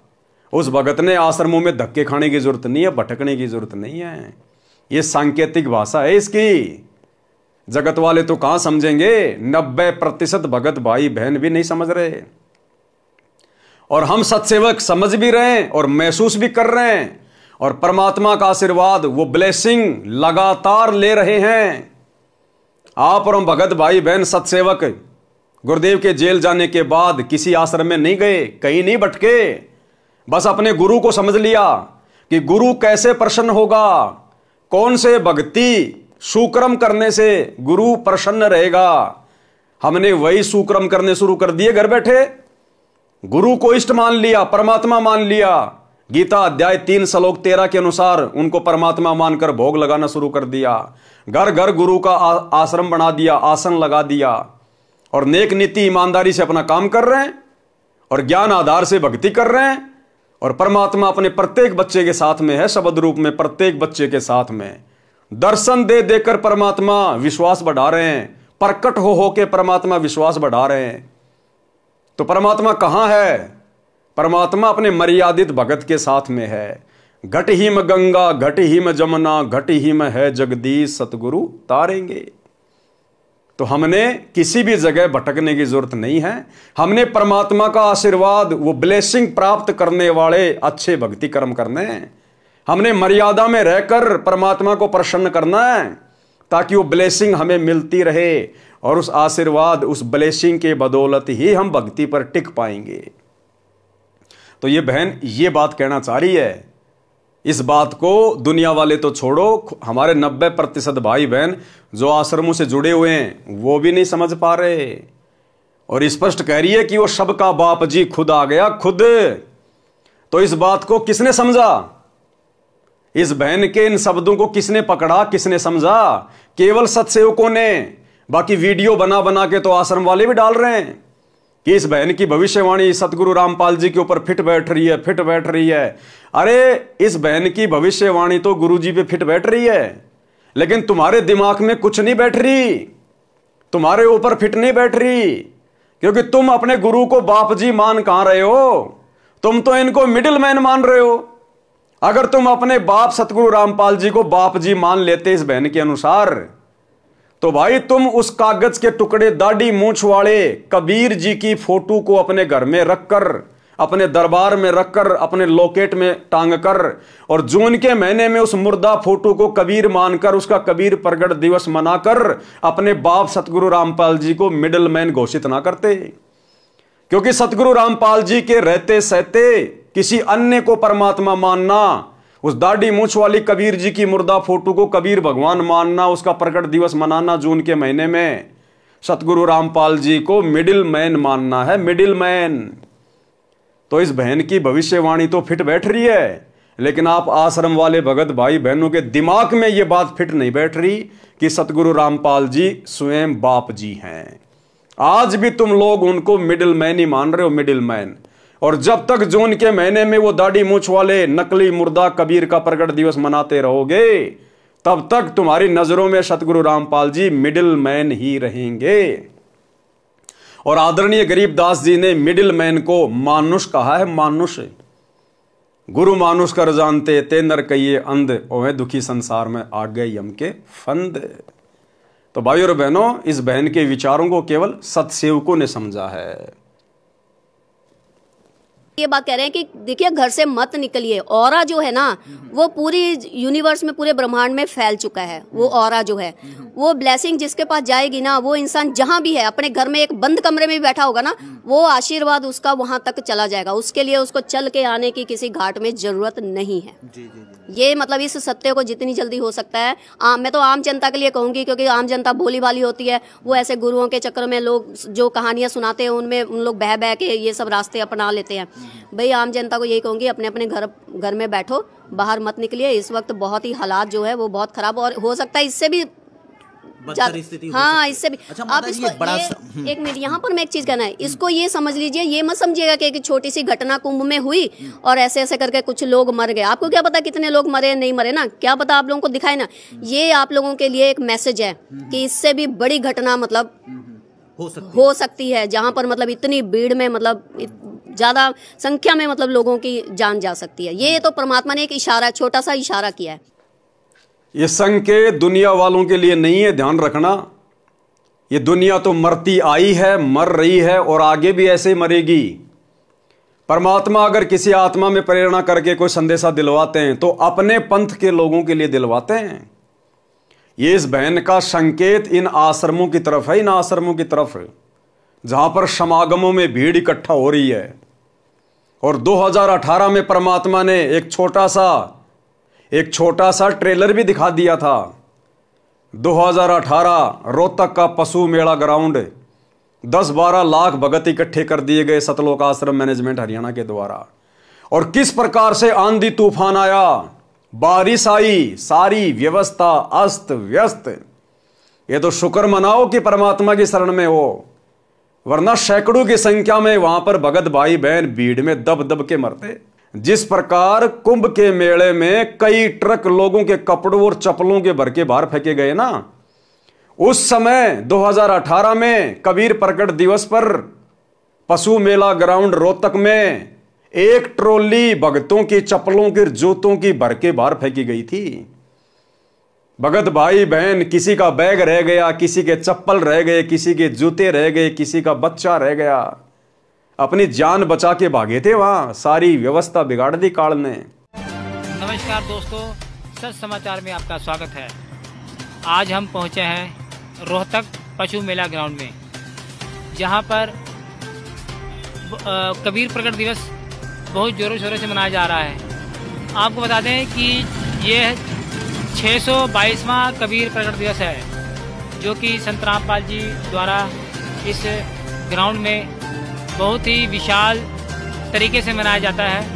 आप देख सकते हैं कि ये भंडार घर में सेवादार चाय वितरण कर रहे हैं और लाखों की तादाद में यहाँ भगत जन आने का जो है कि बताया जा रहा है। और ये देख सकते हैं कि आप सब्जियाँ आ चुकी हैं और सेवादार किस तरह लगे हुए हैं। लगभग 10,000 सेवादार ऑलरेडी पहुँच चुके हैं और इस बार टेंट की व्यवस्था बहुत ही ज़बरदस्त है।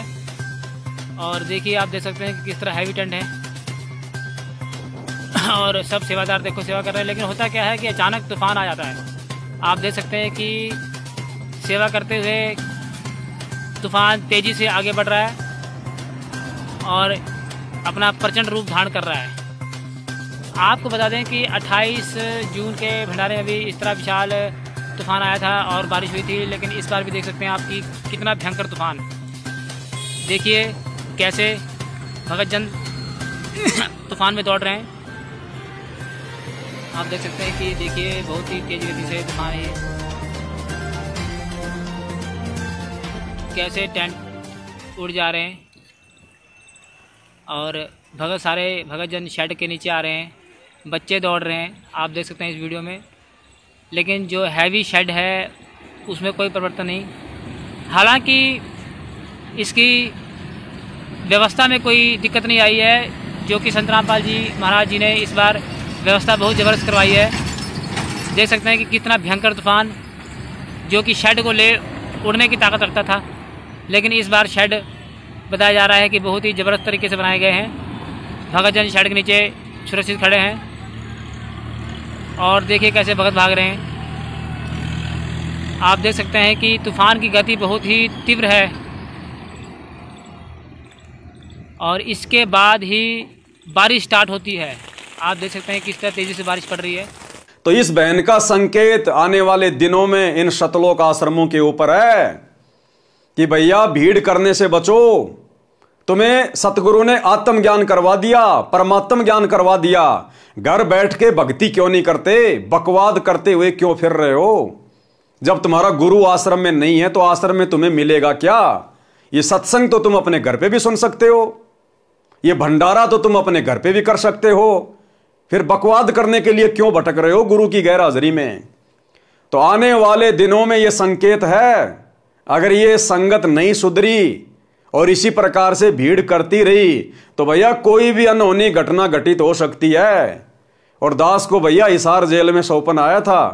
दास ने पहले भी जिक्र किया है कि परमात्मा ने मुझे भयंकर आग लगती हुई दिखाई इन शतलोक आश्रमों में, और जले हुए भगत, कोई आधा जला हुआ है, कोई पूरा जल गया, लाशों का ढेर लगा हुआ दिखाया था। तो यही संकेत ये बहन कर रही है।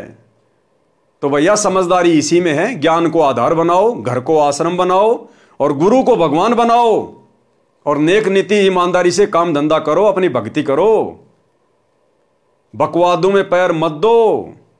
ये परीक्षा का समय चल रहा है, युग परिवर्तन का दौर है। ज्यों ज्यों हम आगे बढ़ेंगे 2028 तक, आपको हर प्रकार से काल का षड्यंत्र, काल का भयंकर जाल चारों तरफ बिछा हुआ दिखाई देगा, लेकिन उस समय बाहर नहीं निकल पाओगे। फिर अभी भी मौका है, अभी भी मौका है। 2025 में संभल जाओ, सुधर जाओ। हो सकता है ये साल परमात्मा अपने भक्तों को लास्ट मौका दे दे कि भैया 2025 तक भी संभल जाओ, सुधर जाओ, अन्यथा फिर आने वाले समय में पश्चाताप करने का मौका भी नहीं मिलेगा। संभलना तो बहुत दूर की बात है, पश्चाताप करने का मौका भी नहीं मिलेगा। तो इन आत्माओं में परमात्मा ही प्रेरणा करते हैं और इस बहन की तो घर बैठे बैठे सेवा लग गई। अब इस वीडियो के माध्यम से जितने भी सत्सेवक भाई बहन ये संदेश सुनेंगे, देखेंगे, समझेंगे, उनका विश्वास अपने गुरुदेव भगवान में और ज्यादा दृढ़ होगा कि हमें तो विश्वास था ही था कि हमारे गुरुदेव सबके बाप जी हैं, लेकिन परमात्मा ऐसी आत्माओं से भी संदेशा दिलवा रहे हैं जो गुरु जी के आसपास भी नहीं है, फिर भी वो संकेतों में कह रही हैं कि वो सबका बाप आ चुका है। अब वो सबका बाप कौन है, ये बात आप और हमें भली भांति पता है। तो इस आत्मा की भी बैठे बैठे सेवा लग गई है। तो भाई और बहनों, अब हम आगे बढ़ते हैं अपने आज के टॉपिक के ऊपर। तो यही सारी बातें बार बार केशव जी कबीर परमात्मा से कह रहे हैं कि हे परमात्मा, आप सतलोक को वापस चलो। आप कैसे इन लोगों को ज्ञान समझाओगे, कैसे ये लोग भक्ति करेंगे? ना इनका शरीर ढंग का, ना इनके विचार ढंग के, शरीर में इनके नरक भरा पड़ा है। तो केशव जी ने भी हाथ खड़े कर लिए। इसलिए ये बहन कह रही है कि किसी मिडिल मैन की बस की बात नहीं है। ये कलयुग की बिचली पीढ़ी है। बाप जी ने खुद ही आना है, और बाप जी खुद 8 सितंबर 1951 को आ चुके हैं, और सन 1994 से अपना यथार्थ 13वां कबीर पंथ शुरू करके सतयुग की शुरुआत कर चुके हैं। हे कबीर जी, ये सब अहंकारी जीव हैं, इनको कैसा ज्ञान और ध्यान बताया जा सकता है? ये कैसे भक्ति करेंगे? हे कबीर जी, आप इनमें कहां फंसे बैठे हो? हे कबीर मन भावने, यानी मेरे प्रिय सुन, आपकी बात उत्तम है। आप जैसा साधु हो ही नहीं सकता। आप इनका कल्याण चाहते हो, ये आपको कष्ट देते हैं। गुरुदेव भगवान हमारा कल्याण चाहते हैं, भक्तों का भी और जगत का भी, क्योंकि परमात्मा के तो सभी बच्चे हैं। लेकिन जगत वाले भी अपने बाप को ना समझकर पिछले 30 वर्षों से इनके साथ में अभद्र व्यवहार करते आ रहे हैं, और खुद के भगत भी अपने बाप को ना समझकर बरवाला कांड को करवाने में विशेष भूमिका निभा चुके हैं। जजों को भड़का के, प्रशासन को भड़का के, जजों के खिलाफ 3 पुस्तकें लिखकर और बरवाला कांड में अपनी मनमानियां करके हम भगत भी अपने भगवान को दुखी कर चुके हैं।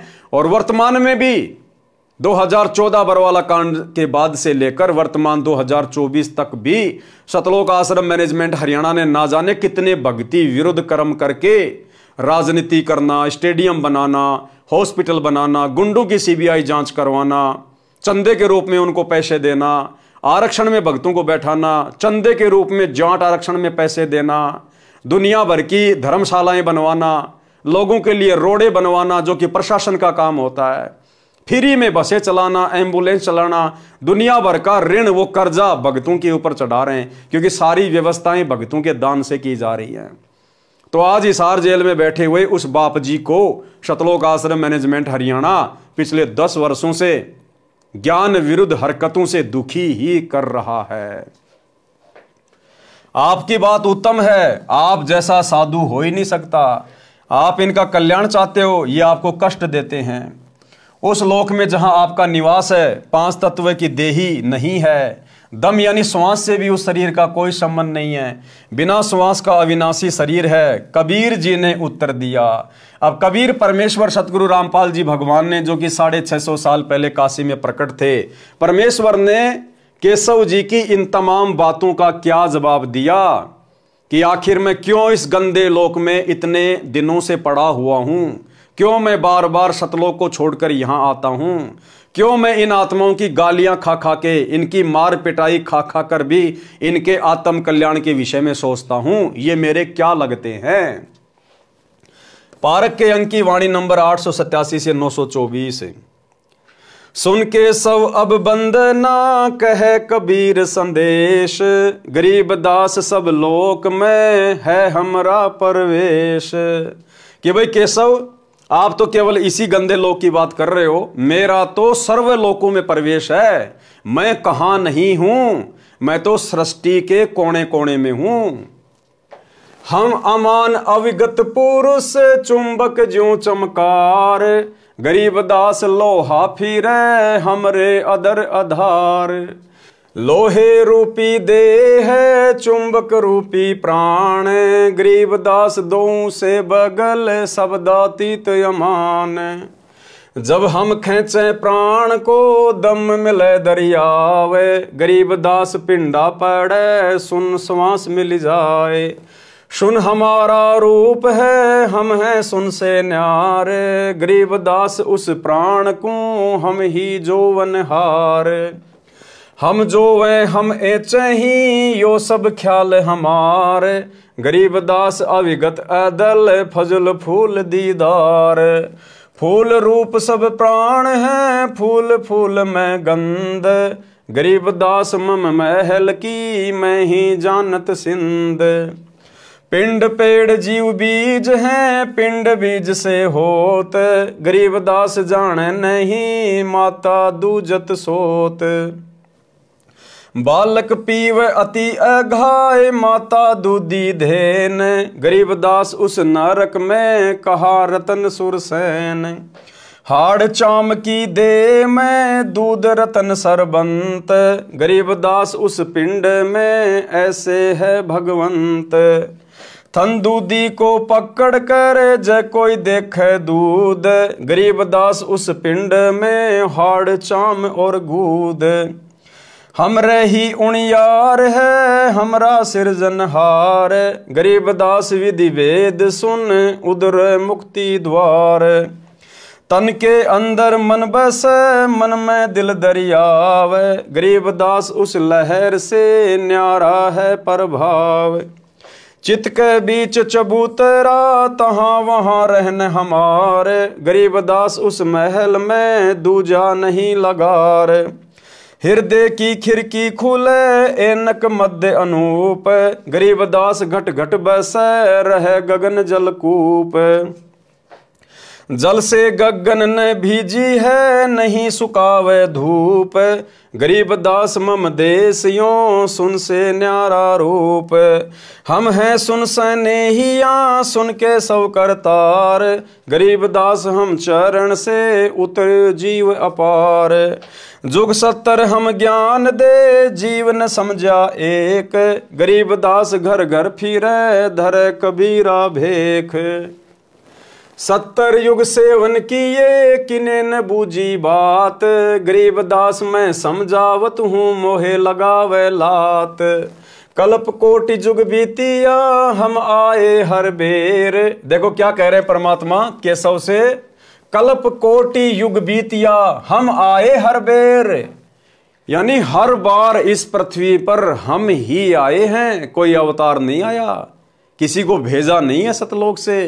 कल्प कोटि युग बीतिया हम आए हर बेर, यानी हर बार हम खुद ही आए हैं।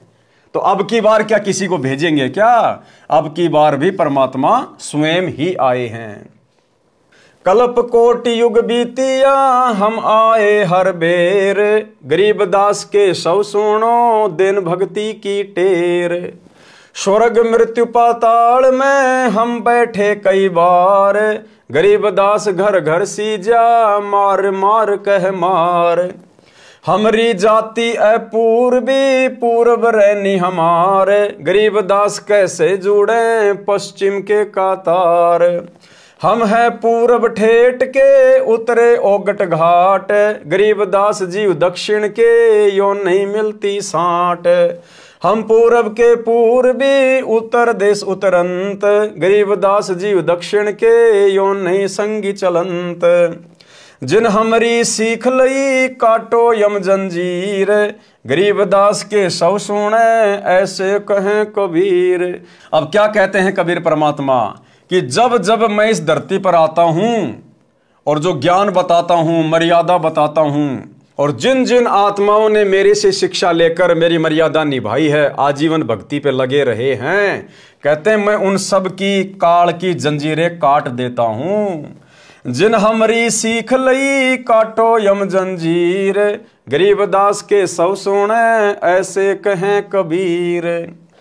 फिर बाजी बिदना रचे वह नहीं जीव आवंत, गरीबदास सतलोक में अमर पटा पावंत।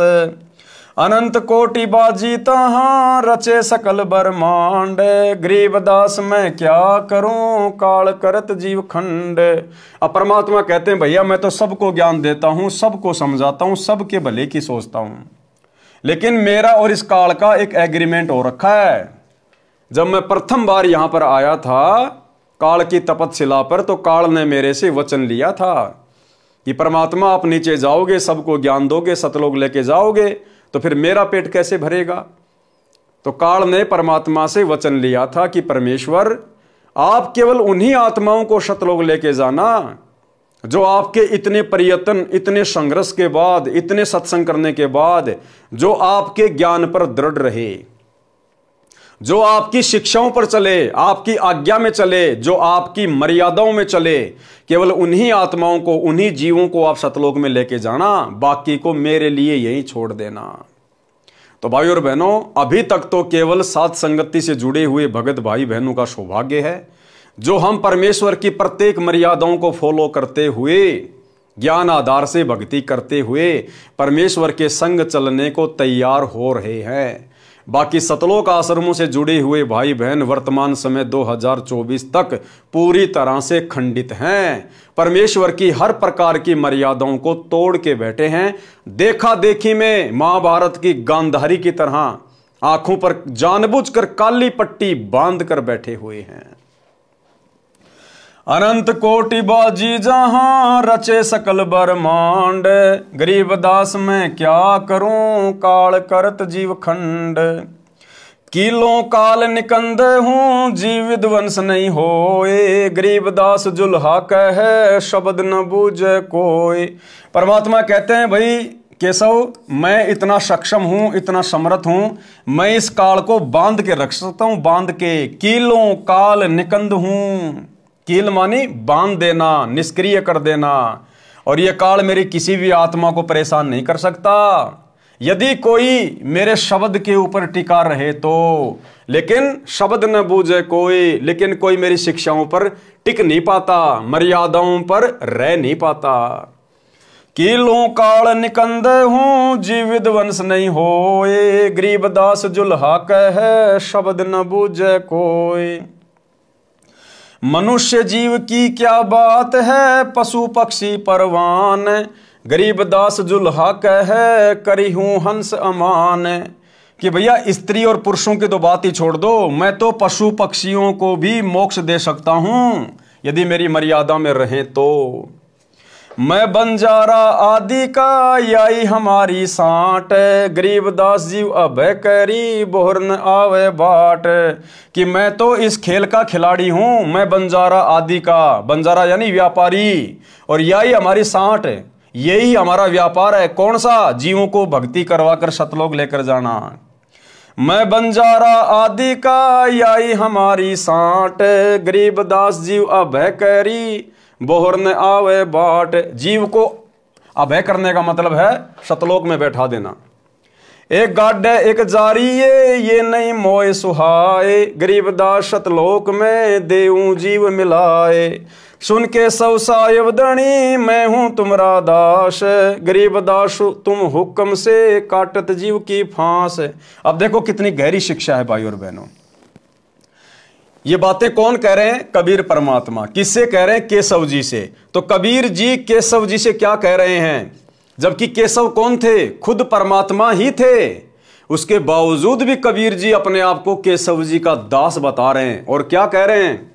सुन केशव साहिब धनी। केशव जी को यानी अपने ही दूसरे रूप को साहिब कह रहे हैं, धनी कह रहे हैं, परमात्मा कह रहे हैं। सुन केशव साहिब धनी मैं हूं तुम्हारा दास, कि मैं तो तुम्हारा दास हूं। खुद परमात्मा कबीर जी केशव से कह रहे कि मैं तो तुम्हारा दास हूं। इसी प्रकार सतगुरु रामपाल जी परमेश्वर सन 1994 से अपने आप को छुपाते हुए स्वयं कबीर भगवान होते हुए और उस नकली फोटो को, दाढ़ी मूंछ वाली कबीर जी की समझे जाने वाली नकली फोटो को क्या कह रहे हैं? साहेब, कबीर साहेब धनी। और मैं तो इनका कुत्ता हूं, मैं तो इनका दास हूं। तो भाई और बहनों, हमें समझ जाना चाहिए ये संदेश, ये पुस्तकों में संकेत परमात्मा ने क्यों किए, किस लिए किए, कि ये परमात्मा तो काल के साथ किए गए एग्रीमेंट के अनुसार अपने आप को स्पष्ट रूप से भगवान नहीं कहेगा, अपने आप को कबीर का भेजा हुआ कुत्ता कहेगा, उसका दास कहेगा, उसका नौकर कहेगा, उसका गुलाम कहेगा। लेकिन अब आप और हमने समझना पड़ेगा कि आत्मा आत्मा का उद्धार नहीं कर सकती। स्वयं बाप जी ही अपने बच्चों को काल के जाल से निकाल कर लेकर जा सकता है। तो 650 साल पहले भी परमात्मा कबीर जी केशव जी से क्या कह रहे हैं, अपने दूसरे रूप से क्या कह रहे हैं? उनको साहिब कह रहे हैं, उनको धनी कह रहे हैं, और कह रहे हैं मैं तो तुम्हारे आशीर्वाद से यहां जीवों का मोक्ष करने आया हूं। तो वही लीला वर्तमान में सतगुरु रामपाल जी भगवान स्वयं कबीर परमात्मा होते हुए और उस कागज के मुर्दा टुकड़े को, दाढ़ी मूछ वाली कबीर जी की फोटो को परमात्मा कह रहे हैं, कबीर कह रहे हैं, भगवान कह रहे हैं। लेकिन आप और हमने तो समझना चाहिए इतना ज्ञान लेने के बाद, अरे गुरुदेव की तो शुरुआत में मजबूरी थी अपने आप को सीधे सीधे कबीर जी ना कहना और उस कागज की मुर्दा फोटो को कबीर जी बताना। अगर उस समय गुरुदेव कह दें कि मैं कबीर हूं, 650 साल पहले मैं ही आया था काशी में, आप और हम उस परमात्मा में 100 दोष देख लेते कि पाखंडी अपने आप को कबीर कह रहा है, भगवान कह रहा है, गांव दनाने का रामपाल जाट हमारी आंखों के सामने पैदा हुआ है। हम इनके सत्संग भी सुनना पसंद नहीं करते, इसलिए परमात्मा ने हमारी छोटी बुद्धि को देखते हुए स्वयं को छुपाया और अपने आप को कबीर जी का दास कहा। लेकिन अब 30 साल हो चुकी हैं। अरे 30 साल तक यदि किसी गधे का कान पकड़ के रोजाना गीता पढ़ाई जाए, वो भी बैकुंठ जाने को तैयार हो जाएगा। और हम भगत भाई बहन उस गधे से भी गए गुजरे, आज तक अपने भगवान को नहीं पहचान पाए, आज तक गुरु में परमात्मा नहीं देख पा रहे, फिर भला कैसे सतलोक जाएंगे। सुन के सब साहिब धनी मैं हूं तुमरा दास, गरीब दास तुम हुक्म से काटत जीव की फांस। मुझ आजिज की कल्प सुनी तुम उतरे तत्काल, गरीब दास जुल्हा कहे मग जीन्या पंथ बाल। अब देखो आपको हर प्रकार के संकेत मिलेंगे यहां पर, हर प्रकार के संकेत। अब खुद कबीर परमात्मा अपने दूसरे रूप केशव जी से क्या कह रहे हैं, मुझ आजिज की कल्प सुनी कि हे केशव जी, आपने मुझ दास की प्रार्थना सुनी, अर्ज सुनी, अरदास सुनी, और क्या किया, तुम उतरे तत्काल, और तुम सतलोक से तत्काल नीचे उतरे हो। गरीब दास जुल्हा कहे मम झीना पंथबाल। क्या कह रहे हैं कबीर परमात्मा? केशव कौन था? खुद कबीर भगवान ही था ना। और दूसरा रूप जो सतलोक से सामान लेके आया था केशव जी का, खुद कबीर भगवान ही था ना। फिर भी कबीर जी अपने ही दूसरे रूप से केशव जी से क्या कह रहे हैं कि आप साहिब हो, धनी हो, आप मेरी अर्ज पर, मेरी प्रार्थना पर ऊपर से तुरंत नीचे उतरे हो। और दास यही बातें आप भाई बहनों को लगातार बोलता आया है कि 1997 में परमात्मा सतगुरु रामपाल जी भगवान जिस कबीर भगवान के आने की बात कहते हैं बार बार कि 1997 में मार्च के महीने में दिन के 10 बजे मुझ रामपाल दास को कबीर परमात्मा जिंदा महात्मा के रूप में मिले, मेरे को सार नाम का आदेश दिया और कुछ ही देर बाद अंतर ध्यान हो गए। और दास बार बार क्या कहता भाई बहनों को कि इस कबीर भगवान सतगुरु रामपाल जी को भला दूसरा परमात्मा कौन मिलेगा, ये खुद ही खुद को मिलता है, इसको कोई और भगवान ऊपर से आके नहीं मिल सकता, क्योंकि इनके अलावा इधर उधर ऊपर नीचे दाएं बाएं यहां वहां और कोई भगवान नहीं है।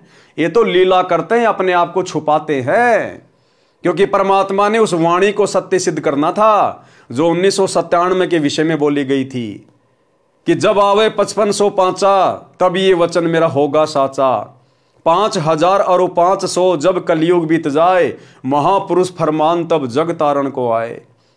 तो ये वाणी 1997 में पूरी होती है, क्योंकि सन 1997 में कलयुग के 5505 वर्ष पूरे हो जाते हैं। इस वाणी को सत्य साबित करने के लिए परमात्मा ने इस प्रकार की लीला की और कहा कि मार्च 1997 में दिन के 10 बजे मुझ रामपाल दास को कबीर भगवान ऊपर से जिंदा बाबा के रूप में मिले, जबकि आपको इस बात का कहीं कोई प्रमाण नहीं मिलेगा। तो भाई और बहनों, प्रत्येक बातें जो साथ संगति में आप लोगों को बताई जाती हैं ये उआबाई नहीं है, गुरुदेव भगवान के विशेष आशीर्वाद और उनकी प्रेरणा से ही बताई जाती है। यही लीला परमात्मा ने वहां करी। केशव बंजारा उनका खुद का रूप, और खुद के रूप से कह रहे हैं कि आपने मेरी अर्ज सुनी, आपने मेरी अरदास सुनी, और आप सतलोक से 9 लाख बॉडी लेकर आए, भंडारे का सामान लेके आए, आप तत्काल नीचे उतर के आ गए।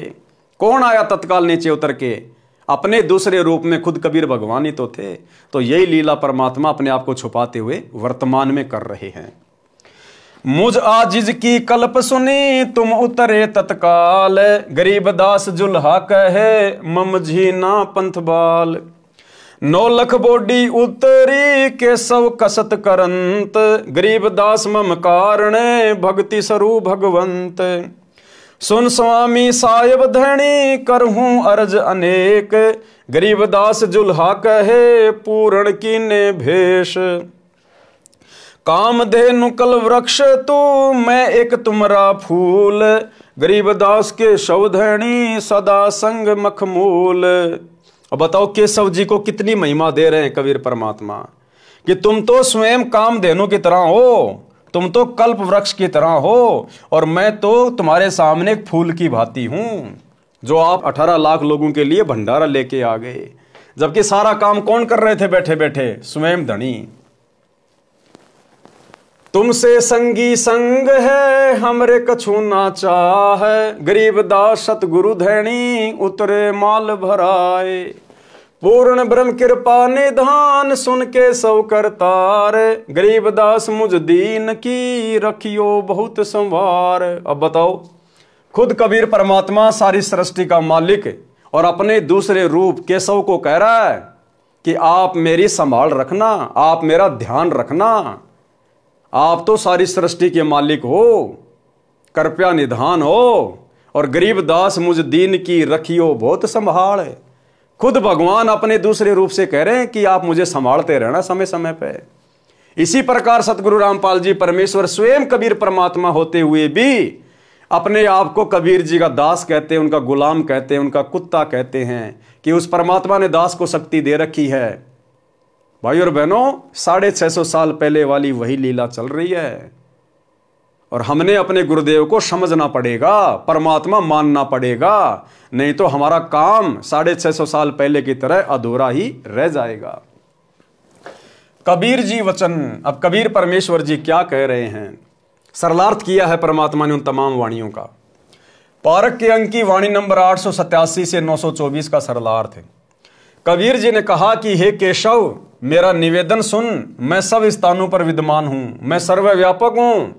जैसे गऊ बच्चे को जन्म देती है, गाय के शरीर में रुधिर भी है यानी खून भी है, गोबर पेशाब भी है, मांस भी है, हड्डियां भी हैं, उसी शरीर में बच्चे के लिए दूध भी बन गया है। इसी प्रकार सत्य साधना करने से इसी रुधिर व मल भरे मानव शरीर में परमात्मा भी प्रकट हो जाता है, भक्ति की शक्ति बन जाती है, जीव का मोक्ष हो जाता है। बच्चे के जन्म से पहले यदि गाय या भैंस के थन को चीर फाड़ कर देखें तो दूध नहीं मिलेगा, मांस व रक्त मिलेगा। बच्चा उत्पन्न होने के पश्चात दूध की बाल्टी भर देती है। हे केशव, अपना सृजनहार अपने उनियार जैसा है, यानी मानव स्वरूप है। ये सब वार्ता मानव को समझाने के लिए है।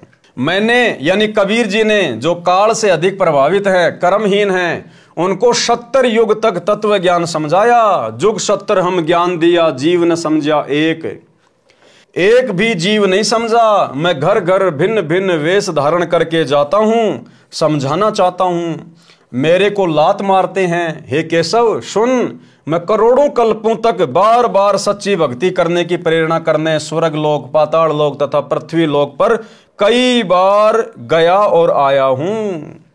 ये जीव मेरे पीछे पड़ जाते हैं, कहते हैं कि ये झूठा ज्ञान कहता है, इसको मारो मारो। 2006 का क्रोथा कांड, 2014 का बरवाला कांड, वर्तमान में हिसार जेल में बैठे हुए, और 2000 से पहले सन 1994 से 2000 तक गांव गांव जाकर परमात्मा सत्संग करते थे, जीवों को समझाया करते थे।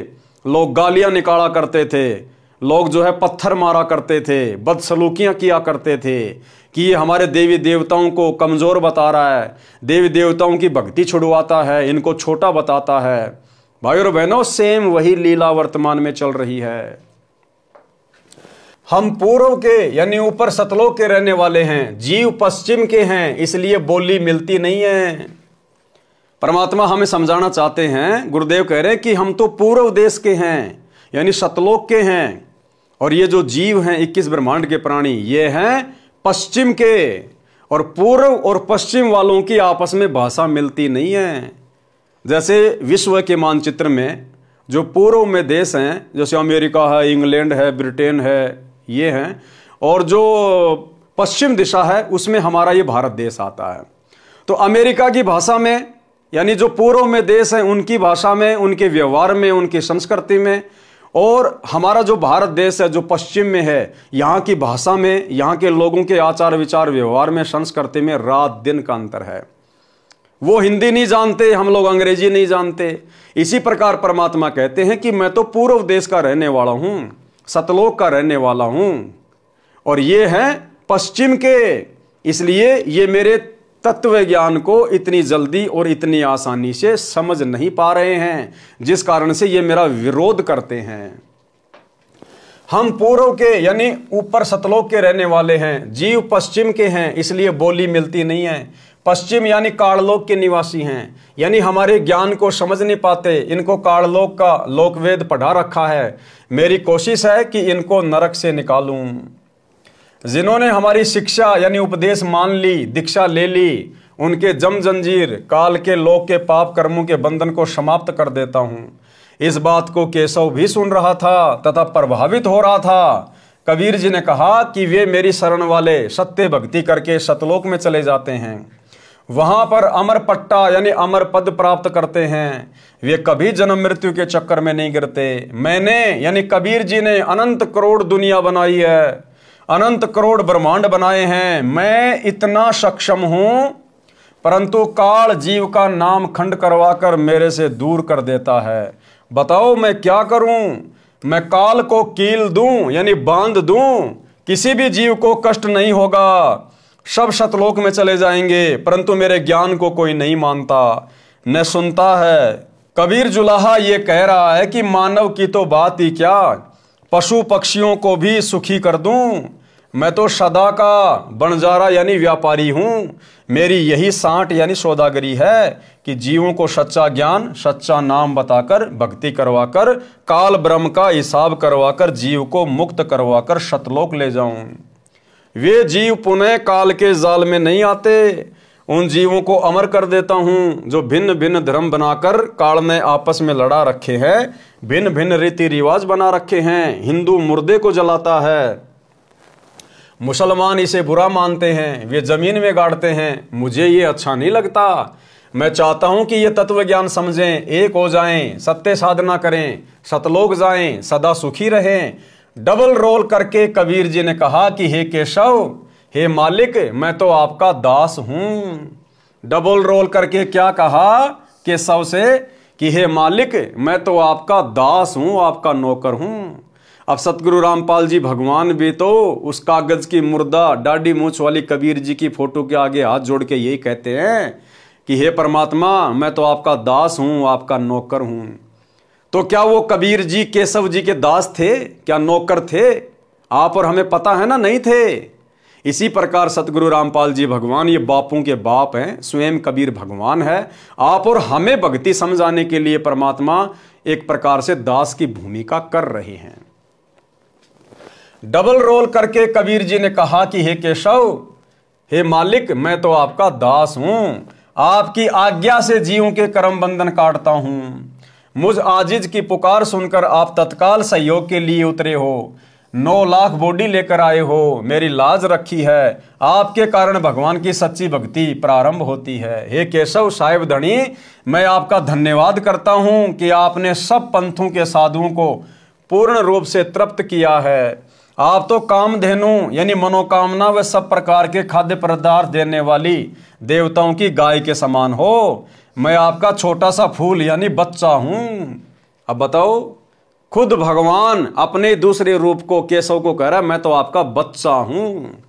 अब यही भूमिका तो वर्तमान में उस दाढ़ी मूछ वाली फोटो के सामने स्वयं सारी सृष्टि का मालिक कह रहा है, निभा रहा है कि मैं तो कबीर जी का दास हूं, कबीर जी का नौकर हूं। आप जैसे साथी मेरे साथ हैं, फिर मुझे क्या चाहिए? अरे ये शब्द तो आप और हमने कहने चाहिए कि हे गुरुदेव भगवान, आप जैसा साथी हमारे साथ है तो फिर हमने और किस बात की जरूरत है, फिर हमें क्या चाहिए? मेरे सतगुरु धनी, आप माल भरकर उतरे हो। हे पूर्ण ब्रह्म केशव करतार, मेरी अर्ज सुनो। मुझ दीन का बहुत ध्यान रखना, काल लोक में मेरी सुध लेते रहना। खुद परमात्मा होने के बावजूद भी अपने आप को छुपा रहे हैं।